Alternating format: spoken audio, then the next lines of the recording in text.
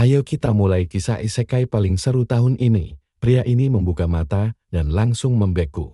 Dia bukan lagi di dunia nyata, melainkan terjebak di game favoritnya. Lebih parahnya, dia melihat para goblin membantai para petani yang tak berdaya tepat di depan matanya. Penduduk desa berteriak menyuruhnya lari demi nyawanya. Tapi tepat pada detik itu juga, sebuah jendela sistem muncul dengan tenang menanyakan satu hal. Kelas apa yang ingin dia? Pilih ini memaksa Alan membuat pilihan strategis di layar pemilihan pekerjaannya. Sementara kebanyakan orang pasti akan memilih kelas pertarungan, dia malah memilih kelas perajin.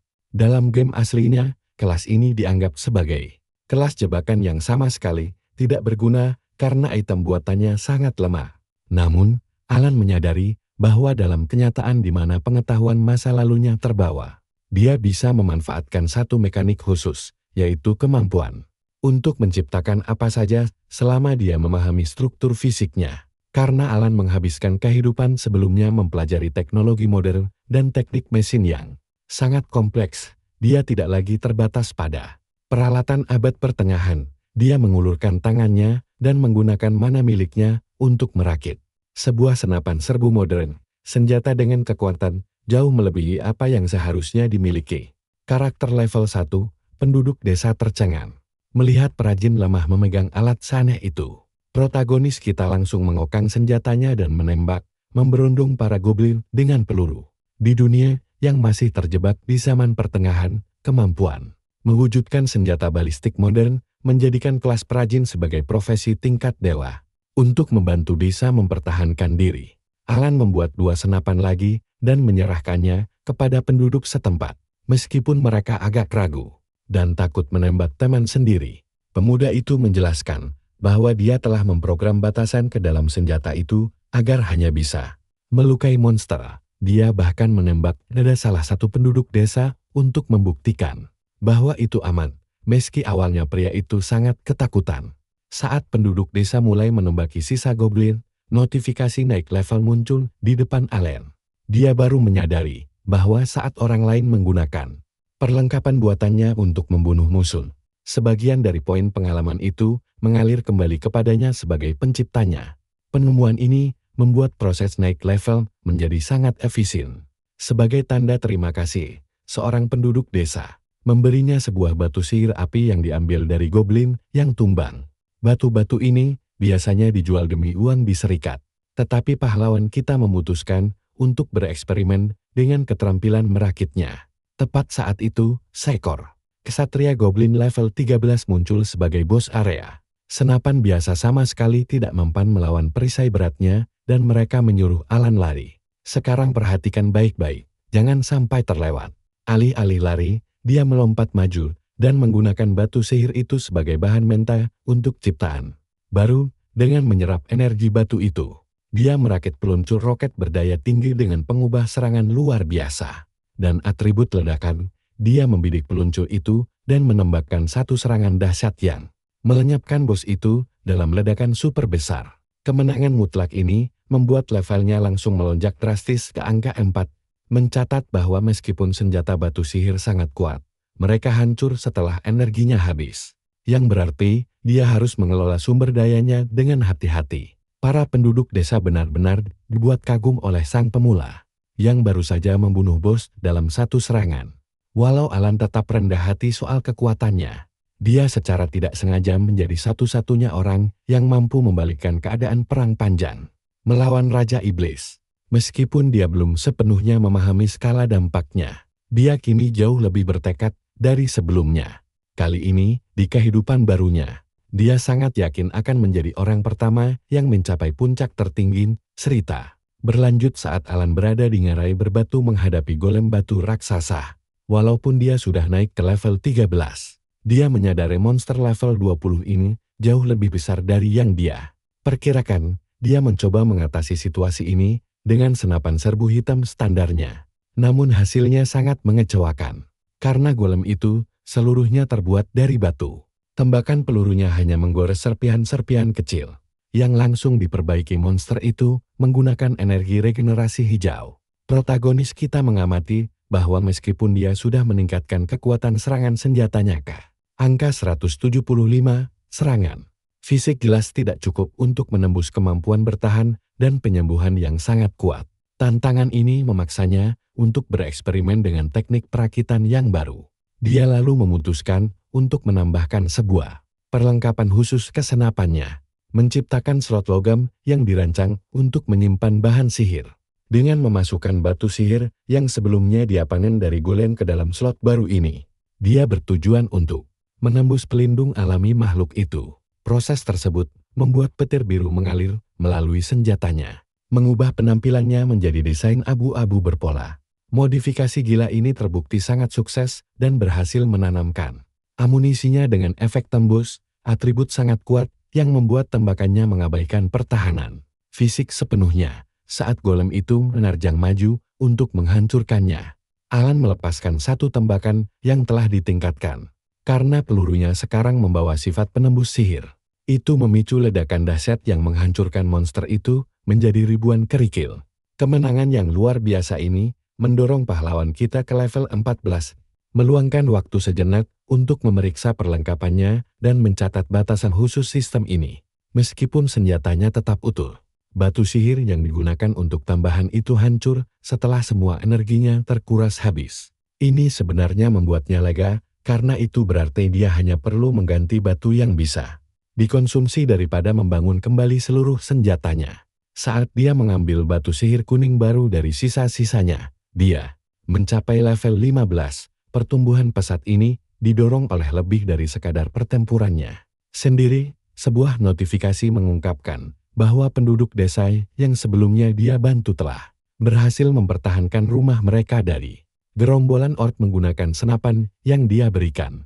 Setelah bepergian ke berbagai desa pertanian untuk membagikan senjata modern ini, Alan sekarang menerima aliran titik pengalaman yang stabil dari seluruh penjuru negeri. Dia menganggap ini sebagai bentuk pendapatan pasif, memungkinkannya tumbuh lebih kuat sambil sekaligus membuat dunia menjadi tempat yang lebih aman. Dia merasa benar-benar dibenarkan atas kepilihannya untuk menjadi seorang perajin. Namun, pertumbuhan luar biasa ini menarik perhatian markas besar Serikat Petualang.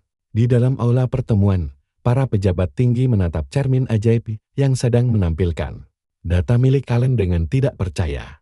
Kalian juga pasti sepakatkan, melompat dari level 4 ke 15 dalam 4 hari itu sama sekali tidak masuk akal. Apalagi dengan kelas sampah untuk menyelidikinya. Seorang pria berambut gelap memproyeksikan rekaman pertarungan Alan baru-baru ini melawan golem batu.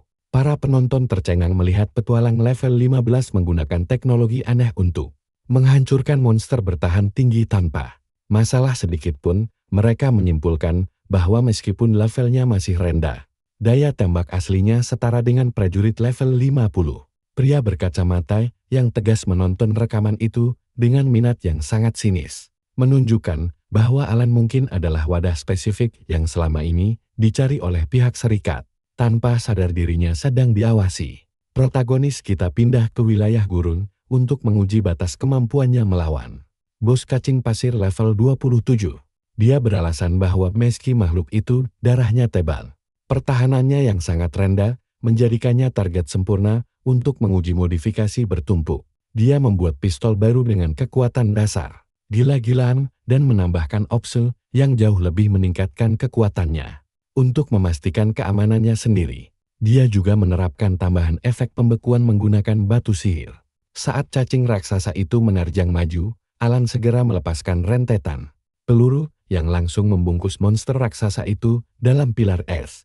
Monster beku itu hancur berkeping-keping, menegaskan bagi Alan bahwa profesi tingkat 2-nya bahkan bisa membunuh musuh kelas bos dalam satu serangan, hanya dengan menggunakan pistol sederhana. Saat matahari terbenam, pahlawan kita menuju ke kota terdekat untuk menukar gulungan batu sihirnya. Dengan mata uang lokal, dia mendekati meja Serikat dan menyajikan segunung permata berwarna yang membuat sang resepsionis benar-benar tidak bisa berkata-kata. Begitu dia menyebut namanya sebagai Alan, sikap wanita itu langsung berubah drastis. Dia berlari ketakutan menjauh dari meja itu, membiarkannya berdiri di sana dalam kebingungan total. Tiba-tiba, ruangan itu dikerumuni oleh penjaga lapis baja berat dengan warna biru dan perak. Seorang penjaga lapis baja perak memberitahunya bahwa dia dicurigai dan harus segera dibawa menuju markas besar. Sebelum Alan bahkan bisa memproses situasi yang terjadi atau membela dirinya sendiri, rantai ajaib berwarna biru melilit tubuhnya, menempatkan perajin yang sangat kuat itu di bawah. Penangkapan di dalam aula pertemuan elit di markas besar Serikat Petualang. Beberapa petinggi penting duduk mengelilingi meja besar sementara Alan berdiri tepat di tengah, ditahan dengan ketat oleh rantai sihir. Ketua Serikat menyuruh penjaga melepaskannya, menyebabkan ikatan magis itu hancur dan lenyap tak bersisa. Seiring menghilangnya sihir tersebut, sang ketua mengonfirmasi identitas pemuda itu. Dan percayalah, kalian pasti ingin tahu kelanjutannya nanti. Sini ngumpul.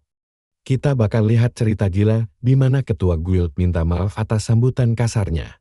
Dia penasaran banget karena si bocah ini naik level dengan sangat tidak wajar. Makanya butuh pertemuan langsung. Alan tampak sama sekali tidak peduli dengan penangkapan itu. Dia santai saja, mengusap pergelangan tangannya sambil bertanya, apa mau mereka? Tiba-tiba, seorang anggota dewan yang emosi menggebrak meja dengan sangat keras dan memaksa minta detail teknis dari senjata aneh bernama pistol ini.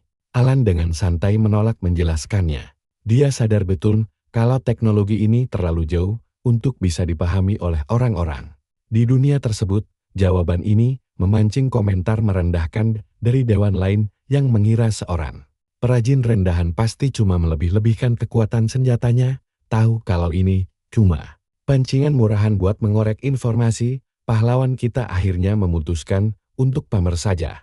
Dia langsung mengaktifkan skill buatannya, memunculkan sebuah senapan serbu modern di tengah pusaran energi biru yang keren abis. Saat senjata itu melayang ke atas meja, para tetua melihat statusnya dan langsung pucat pasi melihat kekuatan serangnya di angka 50. Karena kekuatan ini meningkat sesuai level pengguna dan bisa menembakkan 30 peluru. Beruntun, mereka sadar daya hancurnya setara dengan kesatria tingkat tinggi. Saat para pejabat ini masih shock berat, Alan berbalik pergi. Dia bilang kalau dia sibuk mengejar batas level 9999 dan tidak punya waktu. Ketua guild menahannya dan bertanya, apakah tujuan utamanya mengalahkan Raja Iblis? Alan mengaku dia memang akan mengurus ancaman itu, apalagi setelah melihat kehancuran yang disebabkan pasukan iblis pada kota-kota manusia. Dia menyuruh mereka bikin janji temu lain kali dan bersiap keluar. Sebelum dia pergi, ketua menyarankan agar dia bergabung dengan klan petualang, agar proses naik levelnya lebih efisien dan menawarkan grup peringkat A yang bergengsi. Tentu saja ini memicu keributan panik di antara dewan lain yang langsung teriak-teriak dan berusaha merekrutnya ke organisasi favorit mereka sendiri. Alan membungkam kekacauan itu dengan santai. Dia bilang sama sekali tidak tertarik masuk grup karena lebih suka bergerak bebas, seruka hatinya parah. Pejabat yang melongo itu akhirnya pasrah dan dia pun pergi.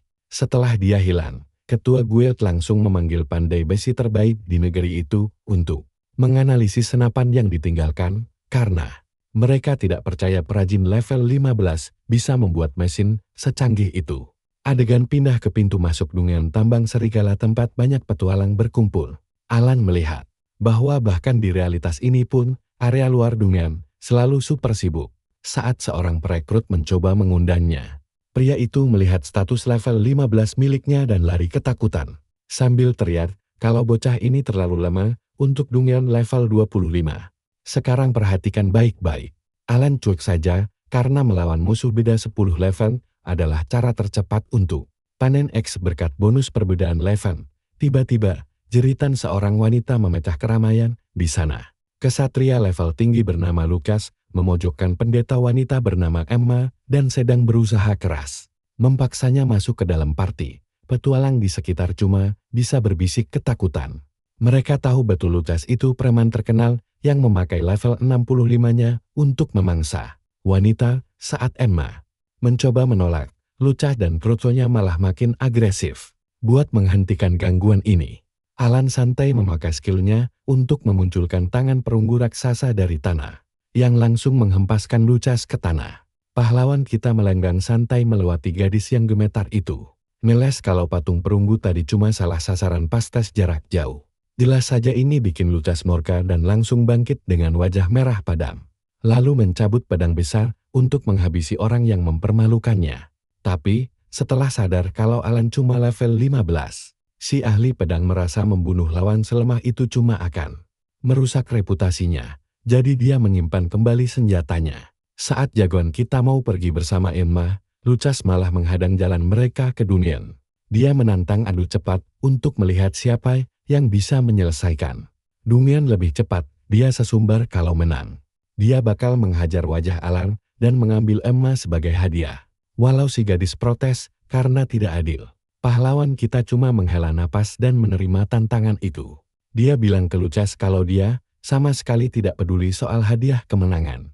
Lagian, mengalahkan kroto lemah sepertinya tidak ada gunanya. Hinaan telak ini bikin si ahli pedang membeku menahan amarah. Karena menganggap Alan cuma orang bodoh sombong yang tidak paham jurang kekuatan mereka. Beberapa saat kemudian, di pintu masuk tambang. Suasananya super tegang gara-gara perbedaan level yang sangat gila ini. Emma menatap Alan dengan sangat cemas karena dia cuma level 15. Padahal batas aman Dunyan ini adalah level 25, tapi jagoan kita santai saja. Bilang kalau dia memang mau berburu di sini dari awal. Saat berjalan ke portal biru, Lucas mengejek menyuruh pemain solo seperti Alan merekrut beberapa kroto sebagai tumbar pahlawan kita. Berhenti sejenak buat memberi balasan menohok. Dia menyindir untuk ukuran level 65. Lucas ternyata tidak bisa apa-apa tanpa gerombolan anak buahnya. Fakta pedas ini bikin si ahli pedang itu mengamuk murni. Sementara perajin muda kita melambaikan tangan cuek dan lanjut jalan. Kalian pasti paham situasinya kan? Emma menolak membiarkan Alan dalam bahaya sendirian. Jadi dia langsung mengirim undangan party digital kepadanya. Awalnya jarinya sudah mau menekan tombol toilet dengan wajah yang sangat lelah. Tapi Emma langsung menempel erat di lengannya dan memohon untuk ikut menemaninya masuk. Dia merasa bertanggung jawab atas kekacauan ini dan menolak melepaskannya sendirian. Sadar gadis ini keras kepala banget. Jagoan kita menghela napas lalu menerima permintaannya. Saat mereka siap masuk, Lucas meneriakkan sebuah ancaman jahat terakhir yang membongkar niat busuknya untuk mencelakai Emma. Tak lama kemudian, pahlawan kita yang cuek mengecek rekor Dunyan dan melihat waktu tercepatnya hanya sekitar 19 menit. Dia sangat yakin bisa menghancurkan rekor itu dengan mudah. Begitu masuk ke lorong tambang yang gelap, mereka langsung diserbu kelelawar dan ulat level tinggi, serta prajurit mayat hidup. Jumlah monster yang gila ini bikin Emma ketakutan setengah mati. Merasa mereka tidak akan selamat. Tapi bagi Alan, gerombolan ini cuma sampat. Dia menyuruh teman barunya membuang tongkat sihir tak bergunanya itu. Karena sekarang dia sudah resmi jadi anggota party, Alan ingin dia bertarung dengan benar. Dia langsung mengaktifkan skill buatannya, memunculkan sepasang senapan mesin mematikan. Langsung ke tangannya, Emma shock berat melihat kekuatan serangannya yang tidak masuk akal. Tapi Alan menjelaskan kalau senjata ini adalah teknologi khusus miliknya. Dia lalu mengajari logika sederhana soal cara menarik pelatuk dan mulai membantai gerombolan monster itu dengan senapannya sendiri. Saat Emma mulai menembak, dia langsung kewalahan dengan hentakan kuat yang memang sengaja Alan buat pada senjata itu. Jagoan kita menjelaskan, karena musuhnya sangat berdesakan. Tembakan brutal secara acak pun pasti bakal kena sasaran. Dia menyuruhnya berhenti cerewet, supaya mereka bisa segera nebut lurus ke arah bos. Sementara itu, di bagian tambang lainnya, Lucas dan timnya sudah membersihkan jalur mereka. Temannya sadar kalau Lucas memang sengaja memancing emosi Alan karena Dunyan ini memunculkan bos tambahan khusus untuk penantang pertama kali. Ahli pedang itu menyeringai jahat, berharap si pemula mati konyol, supaya harga dirinya yang hancur tadi terbayar. Lunas di sisi lain Dunyan, Alan, dan Emma sudah sampai di pintu batu ruang terdalam dalam waktu kurang dari 10 menit. Jagoan kita pasang muka datar, bilang harusnya bisa 2 kali lebih cepat. Kalau saja Emma tidak menginjak begitu banyak jebakan. Dia sendiri sudah naik 3 level di perjalanan ini, sedangkan Emma cuma 1. Alan sadar ekspresif dari anak buahnya jauh lebih deras dibanding menjelajah Dunyan biasa. Emma sekarang makin semangat memenangkan adu cepat ini dan mendesaknya maju. Saat pintu batu itu terbuka, 2 sosok raksasa muncul dari balik kabut ungu.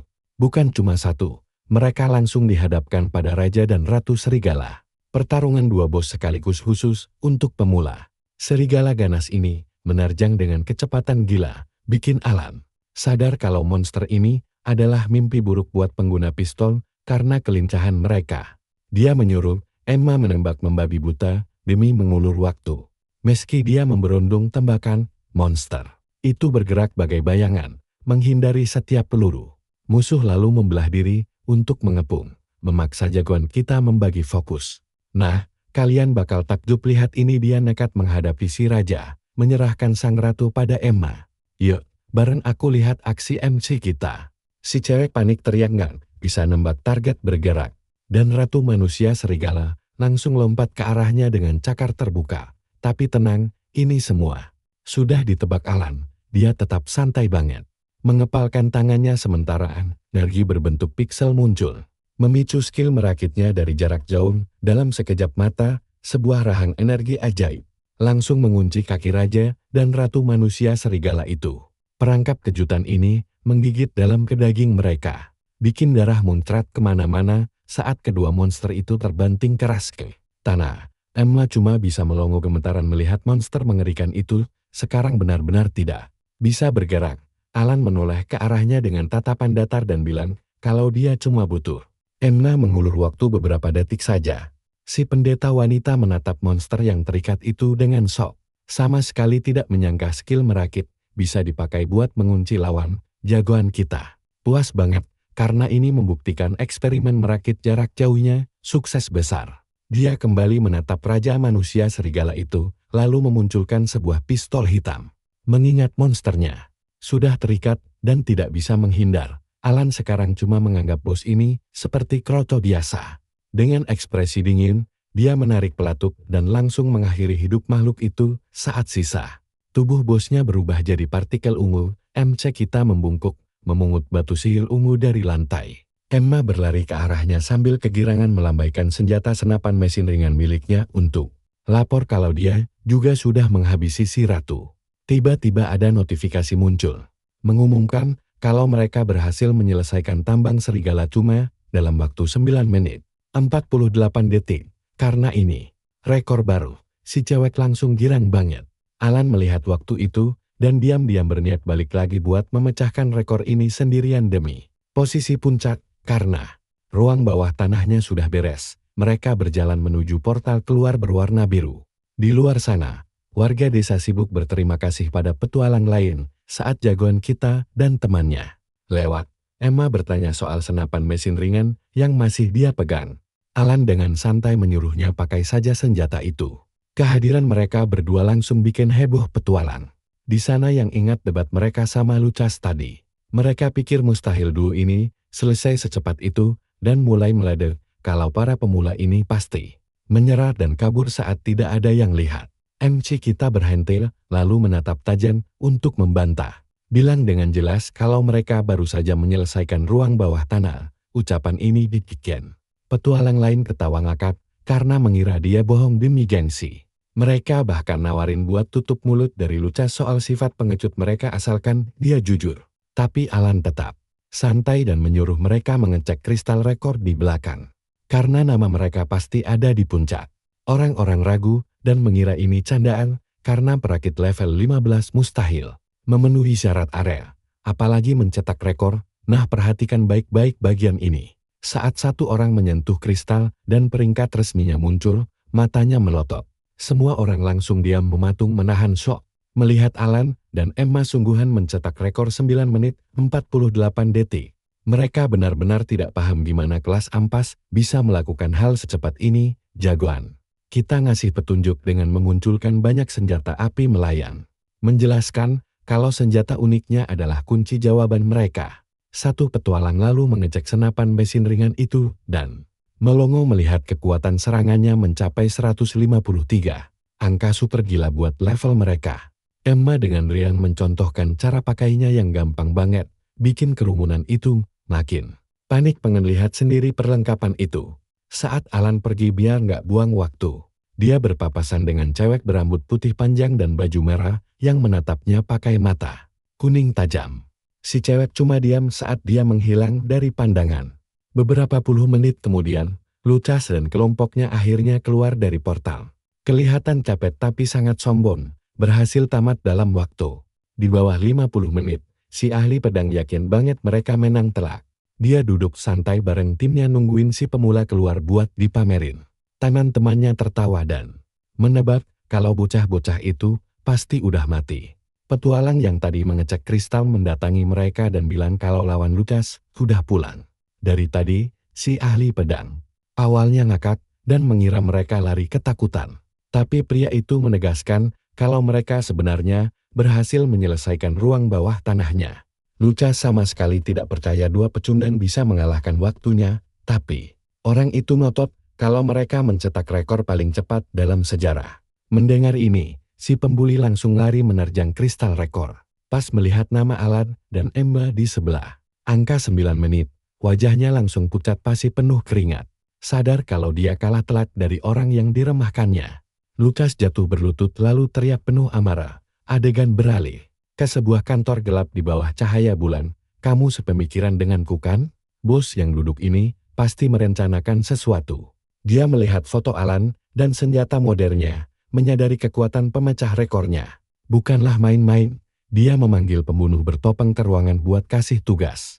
Pria itu menggeser map dan sekantong koin berat di atas meja.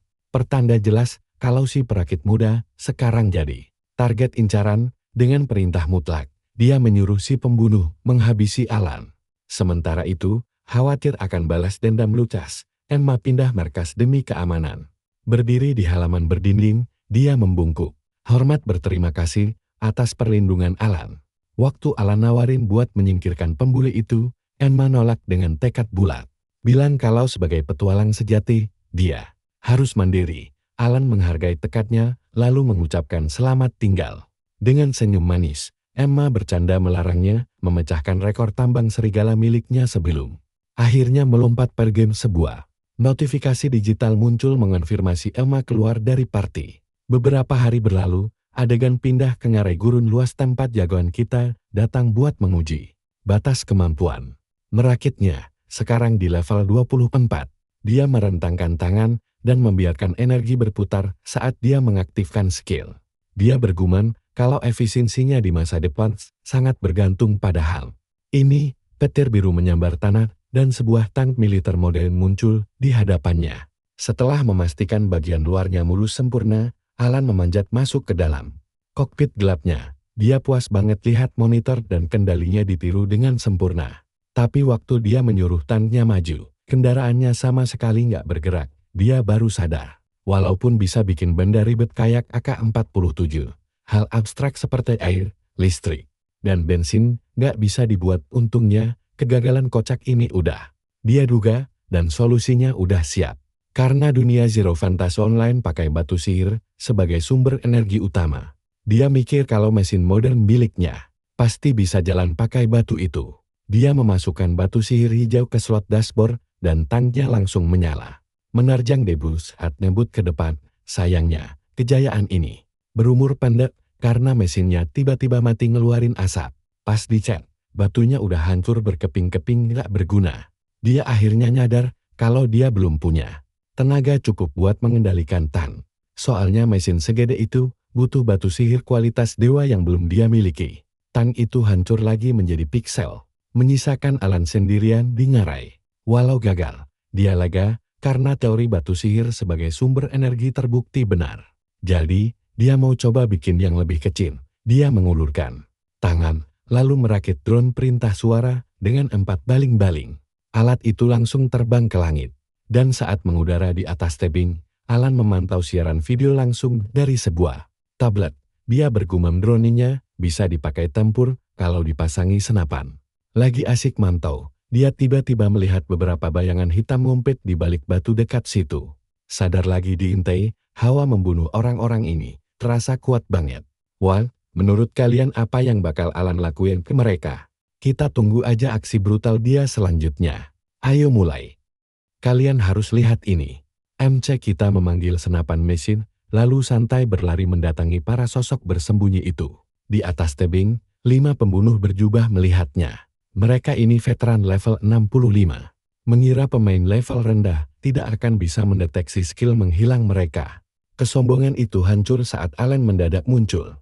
Tepat di belakang mereka, kelompok itu kaget. Dan bos mereka yang berambut abu-abu dan bertopeng ungu langsung menyuruh timnya membunuh bocah. Itu, satu pembunuh bayaran, mulai panik. Melihat senjata Allen yang super cepat, tapi bosnya meremehkan ancaman itu.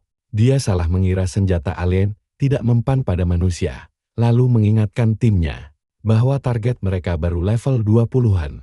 Pahlawan kita menatap dingin, memanggil si bos bodoh, dan bilang perhitungannya salah besar. Para pembunuh kini mengepung Allen di tepi jurang, dan si bos mengejek timnya penakut saat mereka mendadak hilang memakai skill sembunyi. Tingkat tinggi, Allen sadar dia melawan profesional, tapi dia tetap santai karena senjatanya memang khusus untuk tembakan brutal beruntun.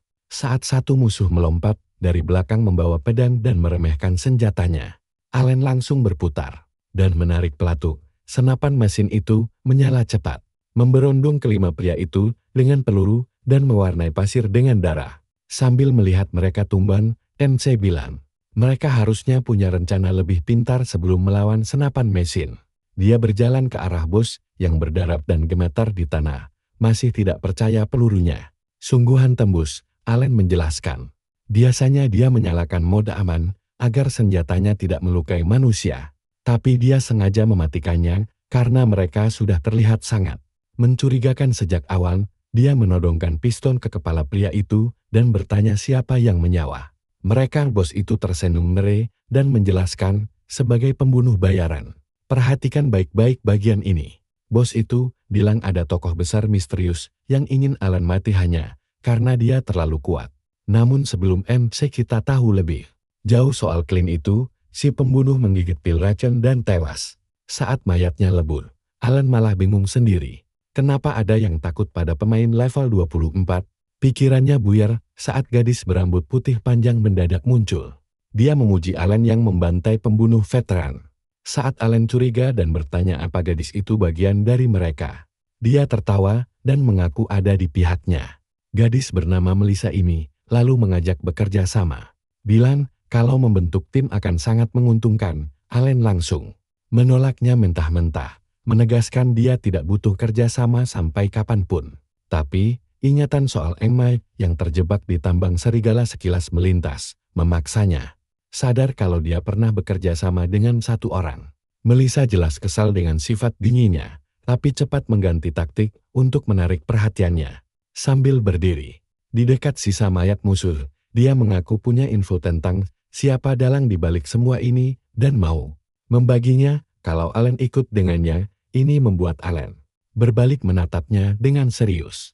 Sebelum menjawab, Melissa memastikan apa benar dia petualang yang memecahkan rekor kecepatan di tambang serigala, dan Chiquita merasa pertanyaan itu tidak penting dan menyuruhnya mengecek status saja. Tapi Melissa bilang informasinya sedang disembunyikan. Sadar kalau dia mungkin tidak sengaja mengubah pengaturannya. Karena malas makin terkenal, pemuda itu membuka datanya. Saat layar status muncul, Melissa super kaget melihat pahlawan yang menaklukkan Dungeon tingkat tinggi ini ternyata baru level 24. Dia kira Allen setidaknya level 80 dan benar-benar tak habis pikir. Sebagai gantinya, dia pun menunjukkan statusnya, membuktikan dia penyihir level 50. Setelah perkenalan basa-basi ini kelar, Allen kembali menanyakan soal Clint pembunuh bayaran tadi. Melissa lalu menunjuk ke atas. Bilang dia butuh bayaran setimpal untuk nama pelakunya. Jauh di atas awan, melayanglah kastil langit kristal, Dungeon tingkat elit dengan rekomendasi level 50. Tempat ini gila-gilaan berbahayanya karena dipenuhi monster acak dan bos mematikan, jadi sangat mustahil mempersiapkan strategi yang pasti. Kastil ini juga penuh jebakan mematikan yang bisa membunuh veteran dalam sekejap. Kesulitannya tingkat ekstrem. Dan di dasar Dungeon terdalam ini ada naga kristal, monster bos level dewa yang beda kelas dari segalanya. Si penyihir ingin Allen membantunya mengambil bola naga giok, material kelas atas jatuhan bos. Terakhir, jujur, kalian dan aku pasti mengira dia akan mikir dulu kan? Tidak. Pahlawan level 24 kita langsung setuju tanpa ragu. Melissa saja kaget, bertanya-tanya. Apa cowok ini dengar peringatannya soal bahaya level itu? Alan malah menepis kekhawatiran itu, menyindir kalau dia jauh lebih tahu isi dungeon itu darinya. Diam-diam, dia ingat sudah bolak-balik menaklukkan kastil itu di kehidupan sebelumnya.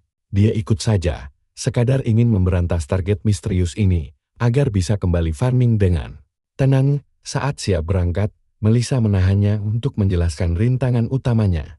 Karena kastil itu luar biasa tinggi, para petualang biasanya harus mengurus izin pemerintah untuk bisa teleportasi. Alan sadar ini persis seperti bicara dengan NPC teleportasi di game aslinya. Sialnya syarat izinnya sangat ketat, pemain di bawah level 40 dilarang masuk. Karena Alan baru level 24, Melissa merasa mereka mantok. Dia juga ngotot 2 orang tak cukup, karena mereka butuh tank penahan serangan dan healer penyembur. Sebagai penyihir spesialis serangan area, dia mengaku tidak punya serangan tunggal yang cukup kuat mengalahkan bos sendirian. Dia menyuruh farming 3 bulan sampai Ellen level 40, tapi dia menolak. Tujuannya adalah orang pertama di dunia yang capai level 999, dan dia mau urusan remeh seperti batas level menghambatnya. Melissa menganggapnya tidak masuk akal. Tapi perajin muda ini mulai menganalisis mekanik dunia tersebut. Dia berpendapat bahwa walau kastil itu terlalu tinggi untuk sihir terbang standar, pasti ada cara fisik mencapainya tanpa izin.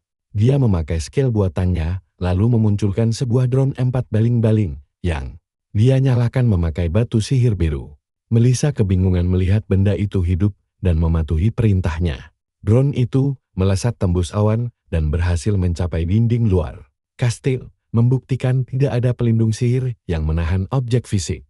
Saat Melissa girang dan mengusulkan bikin drone super besar untuk membawa satu grup petualang penuh, Alan menolaknya. Dia menjelaskan drone raksasa akan sangat boros, bahan bakar dan kemungkinan jatuh. MC kita lalu bikin kaget dengan bilang mereka tidak butuh anggota tim tambahan dan dia gampang menaklukkan dungeon ini sendirian. Buat urusan transportasi, dia mengaku tidak akan pakai batu sihir untuk sumber energinya. Sebagai gantinya, dia berniat memakai sumber energi yang benar-benar berbeda. Ini membuat si penyihir menoleh kebingungan tingkat dewa. Alan butuh dia mengerti rencananya. Jadi dia menegaskan kalau sumber energi perjalanan mereka itu sebenarnya Melissa sendiri. Dennis itu jelas kaget setengah mati. Tapi MC mengingatkan penyihir bisa mengendalikan banyak elemen seperti api dan angin. Dia akan menjadikan skill itu bahan bakarnya. Dia mengaktifkan skill kriya dan partikel digital biru menyala membuat alat baru. Keranjang rotan besar dan tumpukan kain putih muncul di tanah yang dia sebut balon udara. Buat penutup, percaya deh sama aku, kelakuan anime banget. Dia menyuruh Melissa masuk keranjang dan meniup kainnya dengan sihir. Gokil kan? Sini kumpul. Kita lanjut lihat ide gila Alan. Angin hijau sukses mengisi balon. Selanjutnya, dia bilang udaranya harus dipanaskan. Dia menyuruh Melissa pakai tangan api karena itu paling hemat mana. Setelah Melissa melapisi tangannya dengan api oranye, udara memanas dan keranjang itu mendadak lepas landas. Melissa langsung panik setengah mati karena tiba-tiba terbang ke udara. Tapi Alan dengan santai menjelaskan soal perbedaan kepadatan udara. Dia memperingatkan Melissa buat terus menyalakan apinya sampai ke dungeon. Karena kalau udaranya dingin, mereka bisa langsung jatuh dan tamat riwayatnya. Meski cewek ini takut mananya habis sebelum perang asli dimulai, Alan meyakinkan bakal membereskan semua musuh yang berani mendekat. Aksi pamer kecerdasan ini bikin Melissa makin penasaran sama Alan. Biarpun level cowok itu rendah banget, dia mulai yakin mereka sungguhan bisa menaklukkan dungeon tingkat atas ini berdua. Pada akhirnya, mereka tiba di gerbang batu kastil langit kristal. Melissa gemetaran dan kehabisan napas gara-gara jadi mesin terbang. Tapi Alan cuma tersenyum dan memuji kerja kerasnya. Begitu masuk ke lorong, mereka melihat ada banyak rombongan petualang lain di sana. MC kita sadar ini tuh dungeon terbuka, yang artinya mereka lagi balapan. Kalau tim lain menang duluan, mereka bakal ditendang keluar.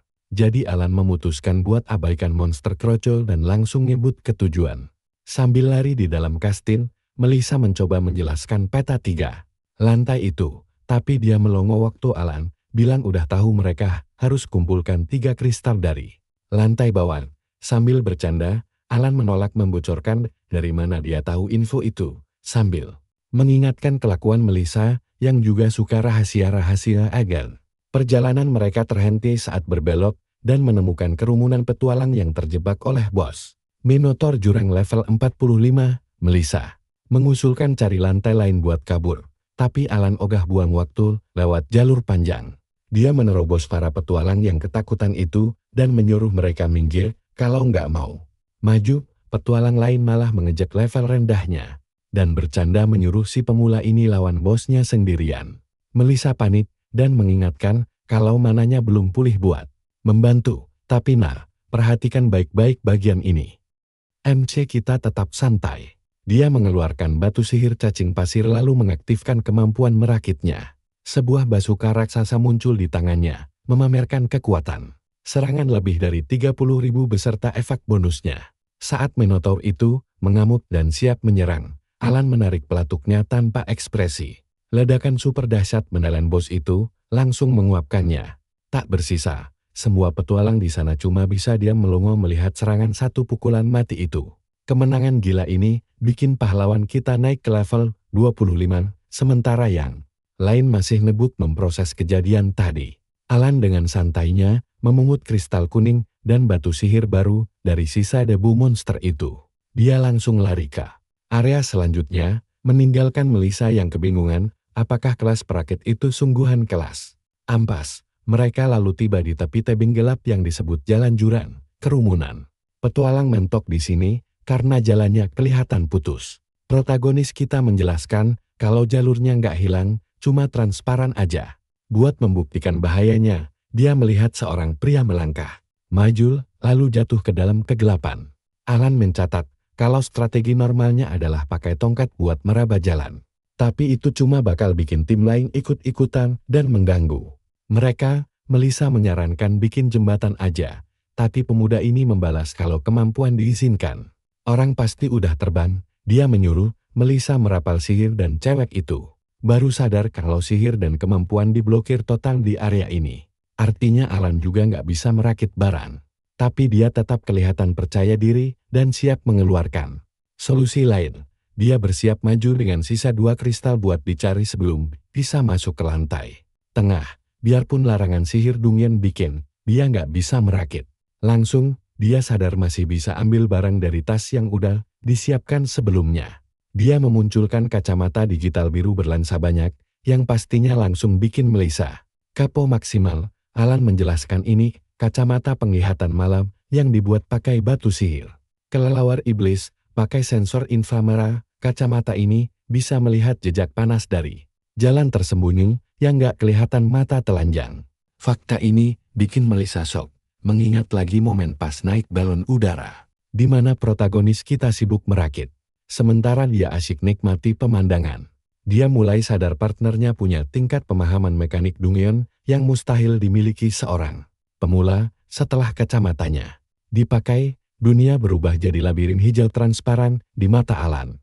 Menunjukkan letak lantai yang aman. Biar cepat dan aman, dia tiba-tiba menggendong Melissa. Ala Tuan Putri, kalian mikir dia bakal jatuh kan? Oh tentu tidak. Alan menyuruhnya diam biar lidahnya aman. Lalu langsung ngebut ke ruang kosong, berlari. Melintasi jalan tak kasat mata dengan kecepatan gila. Petualang lain di sana cuma bisa melongo melihat pemain level bawah seolah terbang di atas jurang.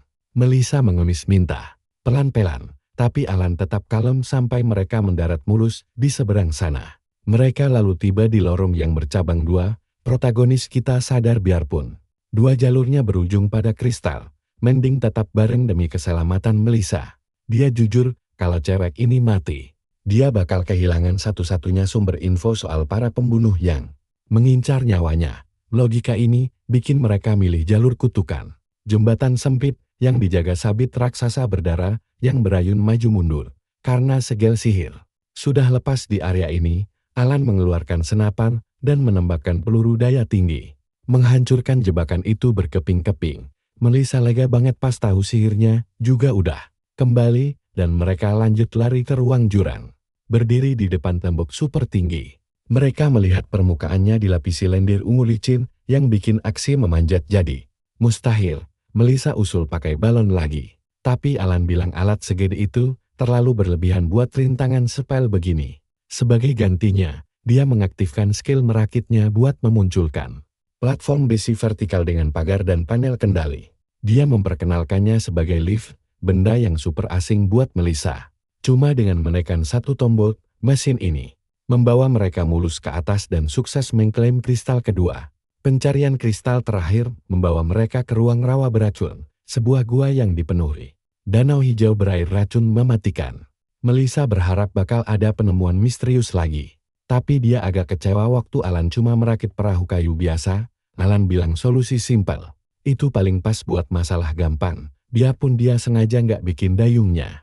Ini memaksa Melissa jadi mesin tempel. Pakai sihir anginnya, buat mendorong perahu itu melintasi danau beracun, walau dia merasa beban kerjanya agak nggak adil. Mereka cepat sampai ke altar dan mengambil kristal ketiga sekaligus terakhir. Selesai di lantai ini, Melissa merenungkan betapa gampangnya perjalanan mereka, biarpun Alan bilang sukses mereka, karena kelas perakit itu kelas paling overpowered. Si penyihir sadar fakta sebenarnya adalah pria itu sendiri yang memang luar biasa. Melissa menatapnya pergi, makin yakin dia lagi melihat bangkitnya seorang petualang yang bakal mencetak sejarah epik. Beberapa menit kemudian, mereka tiba di ruang transfer Alan. Memasukkan 3 kristal menyala itu ke altar tengah, memicu portal teleportase yang mengirim mereka ke lantai tengah. Mereka tiba di aula bercahaya biru, menghadap pusaran biru. Gelap, MC kita sadar kalau petanya aneh, kerasa kayak Dungeon di dalam Dungeon. Mirip boneka Matryoshka. Waktu Melissa nanya apa itu, dia janji bakal bikin satu. Buat dia nanti. Nah di sini, kita gantung. Kalian pasti penasaran kelanjutannya kan? Sebelum masuk ke portal terakhir, wajah Melissa jadi serius banget sambil menatap Alan dalam-dalam. Ayo kumpul sini, kita bakal lihat cewek ini natap mata jagoan kita buat ajak tanding sebelum lanjut. Karena udah kumpulin info lantai tengah, dia tahu area pertama itu gelap gulita. Ruangan itu penuh ribuan monster kroco. Karena Dungeon ini nyatet jumlah pembunuhan.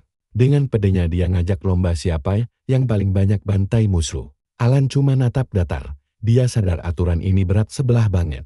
Kelas penyihir milik Melissa itu spesialis serangan area. Sedangkan senjata api Alan biasanya cuma buat target tunggal.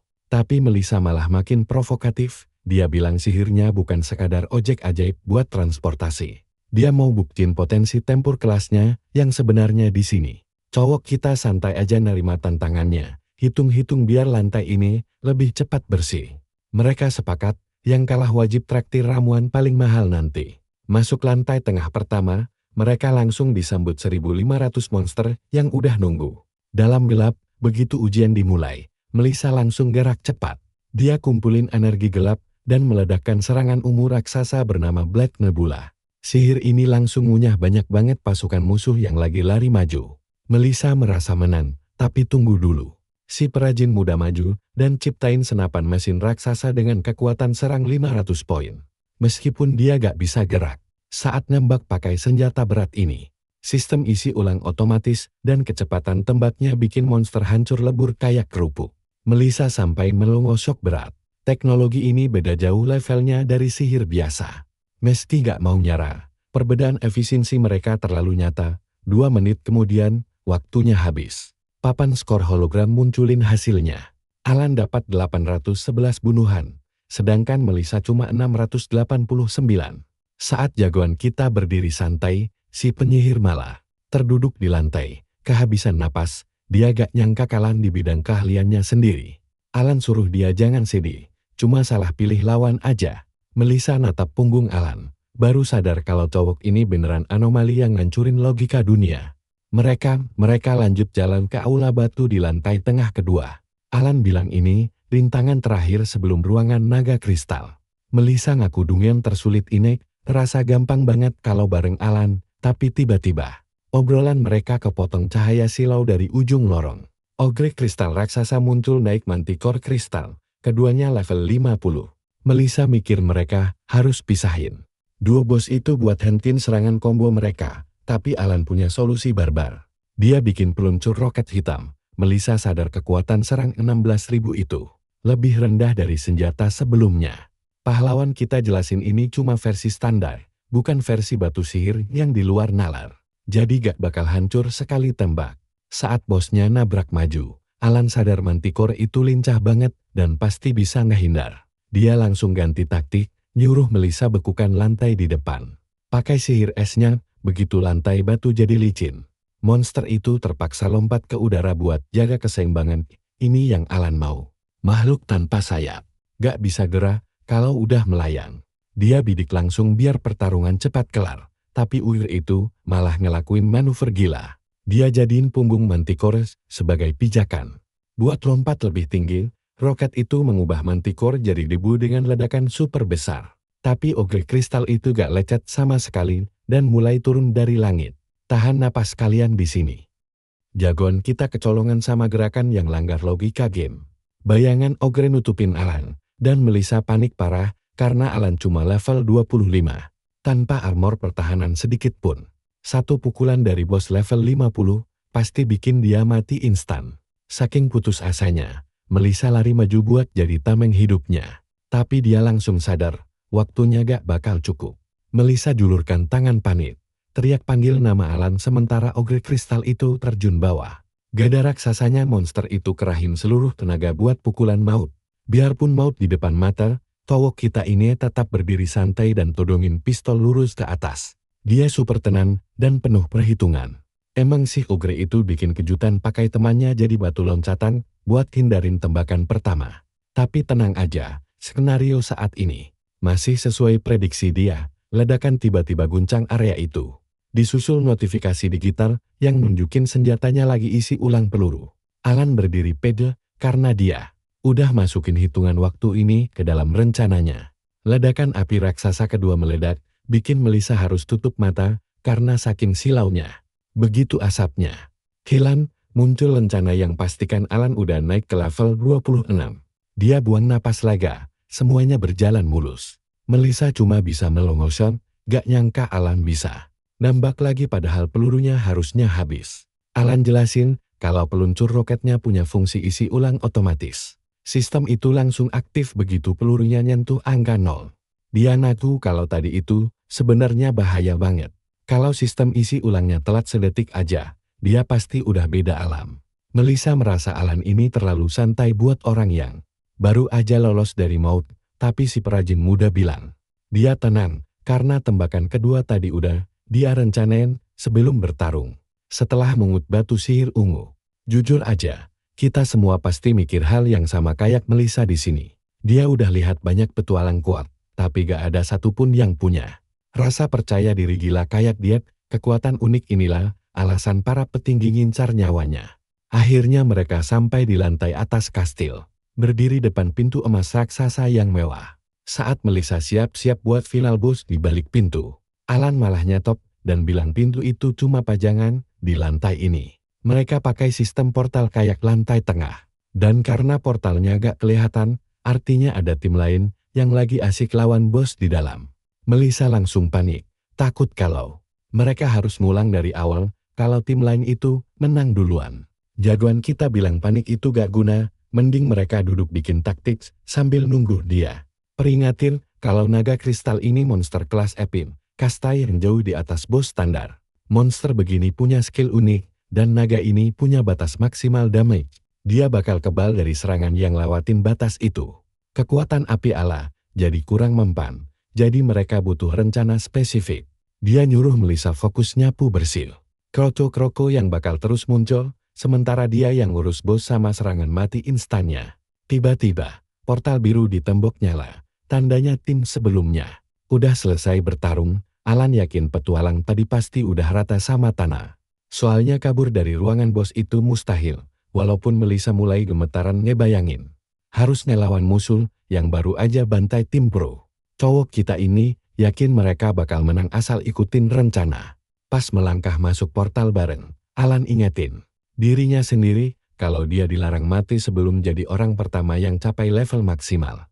Mereka muncul di arena raksasa mirip Coliseum yang penuh mayat petualang. Sebelum sempat mikir aneh-aneh, energi gelap meledak dari tanah.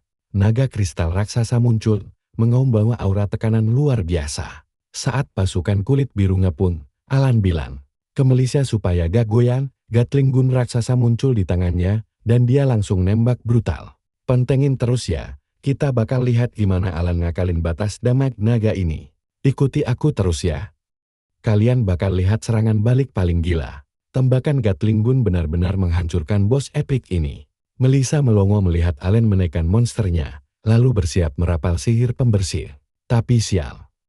Tiba-tiba terdengar bunyi klik, peluru Alan habis total. Momen ini langsung dimanfaatkan naga kristal itu. Dia terbang tinggi ke udara, bersiap melancarkan serangan instan paling mematikan. Api hitam mematikan. Energi ungu pekat terkumpul di mulut naga. Alan berteriak menyuruh Melissa mundur.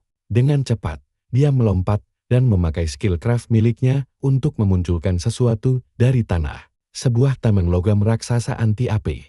Sambil berlindung di balik pelindung tebal itu, Alan bilang mereka pasti selamat dari serangan maut ini asalkan tidak terkena api itu secara langsung. Dia menunggu senjatanya selesai reload buat serangan balik, tapi masalah besar muncul. Tamengnya mulai retak. Pemuda kita menatap tak percaya. Sadar kalau pertahanan ini gak cukup kuat menahan kekuatan naga. Boom, tameng itu hancur berkeping-keping. Ledakannya melempar mereka berdua ke belakang sementara sang naga terus menggila. Menolak mati konyol di sini. Mata Alan memancarkan amarah yang luar biasa. Dia menjulurkan tangannya. Kilatan energi masif meledak di sekelilingnya.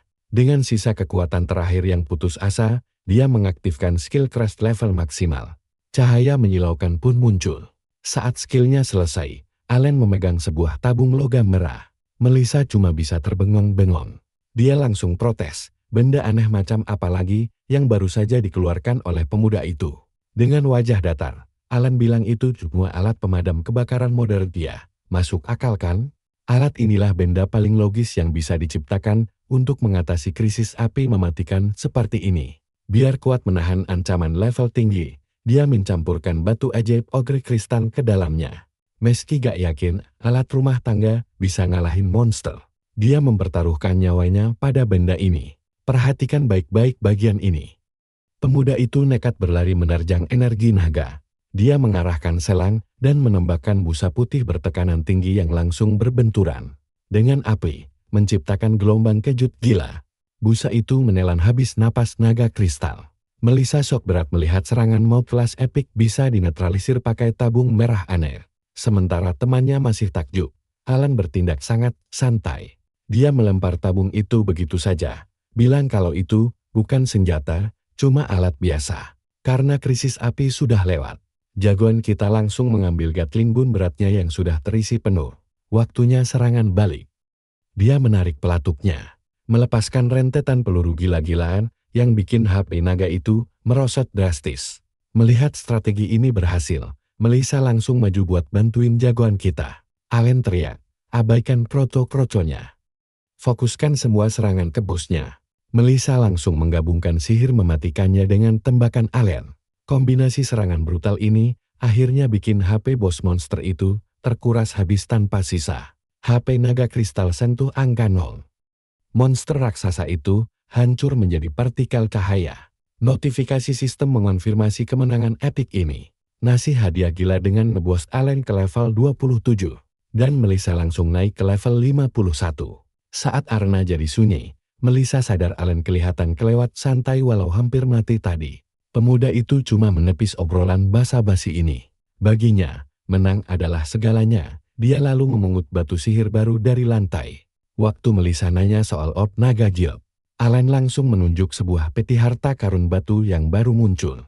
Dia menjelaskan cara kerja hadiah Dungeon. Melissa pun membuka peti itu dan menemukan artefak merah berbentuk hati yang berdenyut.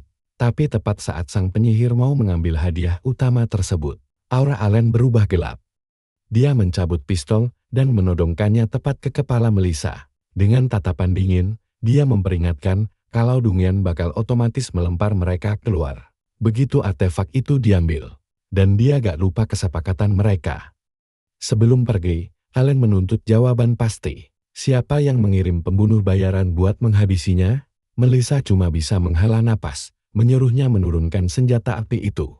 Dia janji bakal nepatin kesepakatan. Setelah pistolnya diturunkan, Melissa mengungkap fakta yang bikin emosi. Dia sebenarnya gak tahu identitas spesifik dalang dibalik serangan itu. Sontak aja, hal ini bikin Alan kembali mengangkat senjatanya dengan penuh amarah. Tapi tenang, Melissa buru-buru klarifikasi kalau dia sudah mengidentifikasi organisasinya. Alan menarik napas panjang, bersiap mendengar kejutan dari mulut sang penyihir. Kalian pasti kaget dengar ini kan? Ya, dalangnya ternyata adalah guild petualang. Alan shock berat, karena tujuan utama guild kan mengalahkan Raja Iblis. Melissa bilang pemuda itu adalah anomali berbahaya. Dia level rendah, tapi terlalu overpower, jadi ancaman buat petinggi. Kalau Raja Iblis mati dan dunia damai, guild pasti dibubarkan. Makanya, ada oknum jahat yang diam-diam membantai petualang berbakat. Cuma buat ngelindungin kerjaan dan pengaruh mereka sendiri. Jagoan kita langsung sadar, ini cocok sama omongan pembunuh di gurun soal petinggi yang gak suka. Dengan keberadaan orang kuat sepertinya, Melissa lanjut menjelaskan kalau ada faksi spesifik di dalam guild bernama faksi sisa Raja Iblis. Orang-orang licik ini benar-benar menolak perang berakhir. Meski gak langsung bekerja sama dengan pasukan iblis. Identitas ketua faksi ini sama sekali gak diketahui.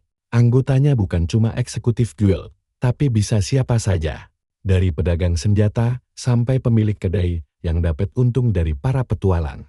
Skala konspirasi gila ini bikin Alan frustrasi, tapi tekadnya makin bulat.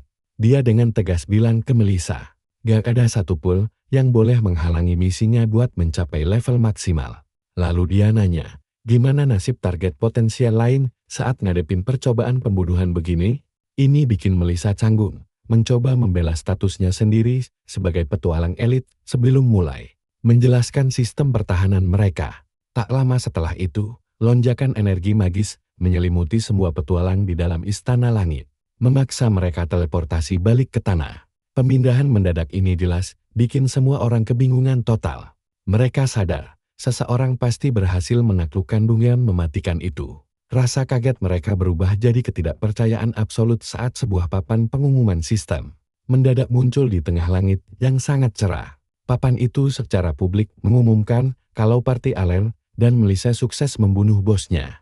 Nama Melissa jelas langsung dikenali sebagai penyihir papan atas. Tapi masalahnya ada di nama satu lagi.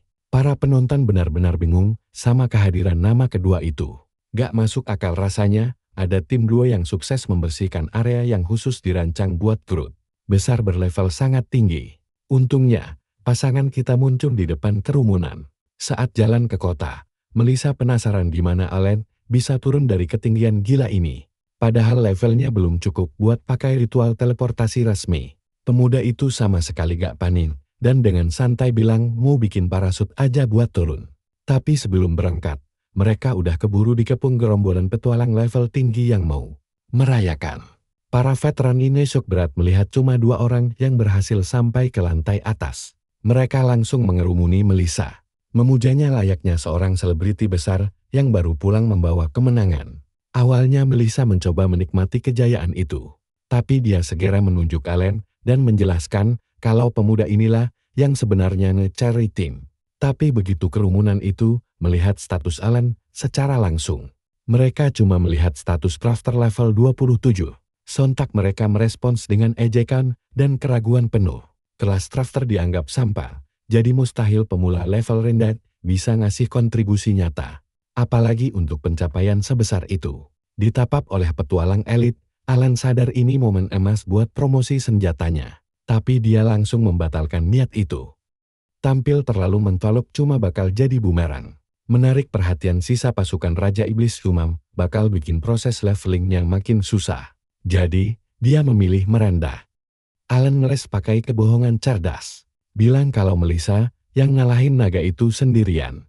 Dia ngaku cuma bantu urusin jebakan kecil aja. Melissa terkejut sama kerendahan hati dadakan ini.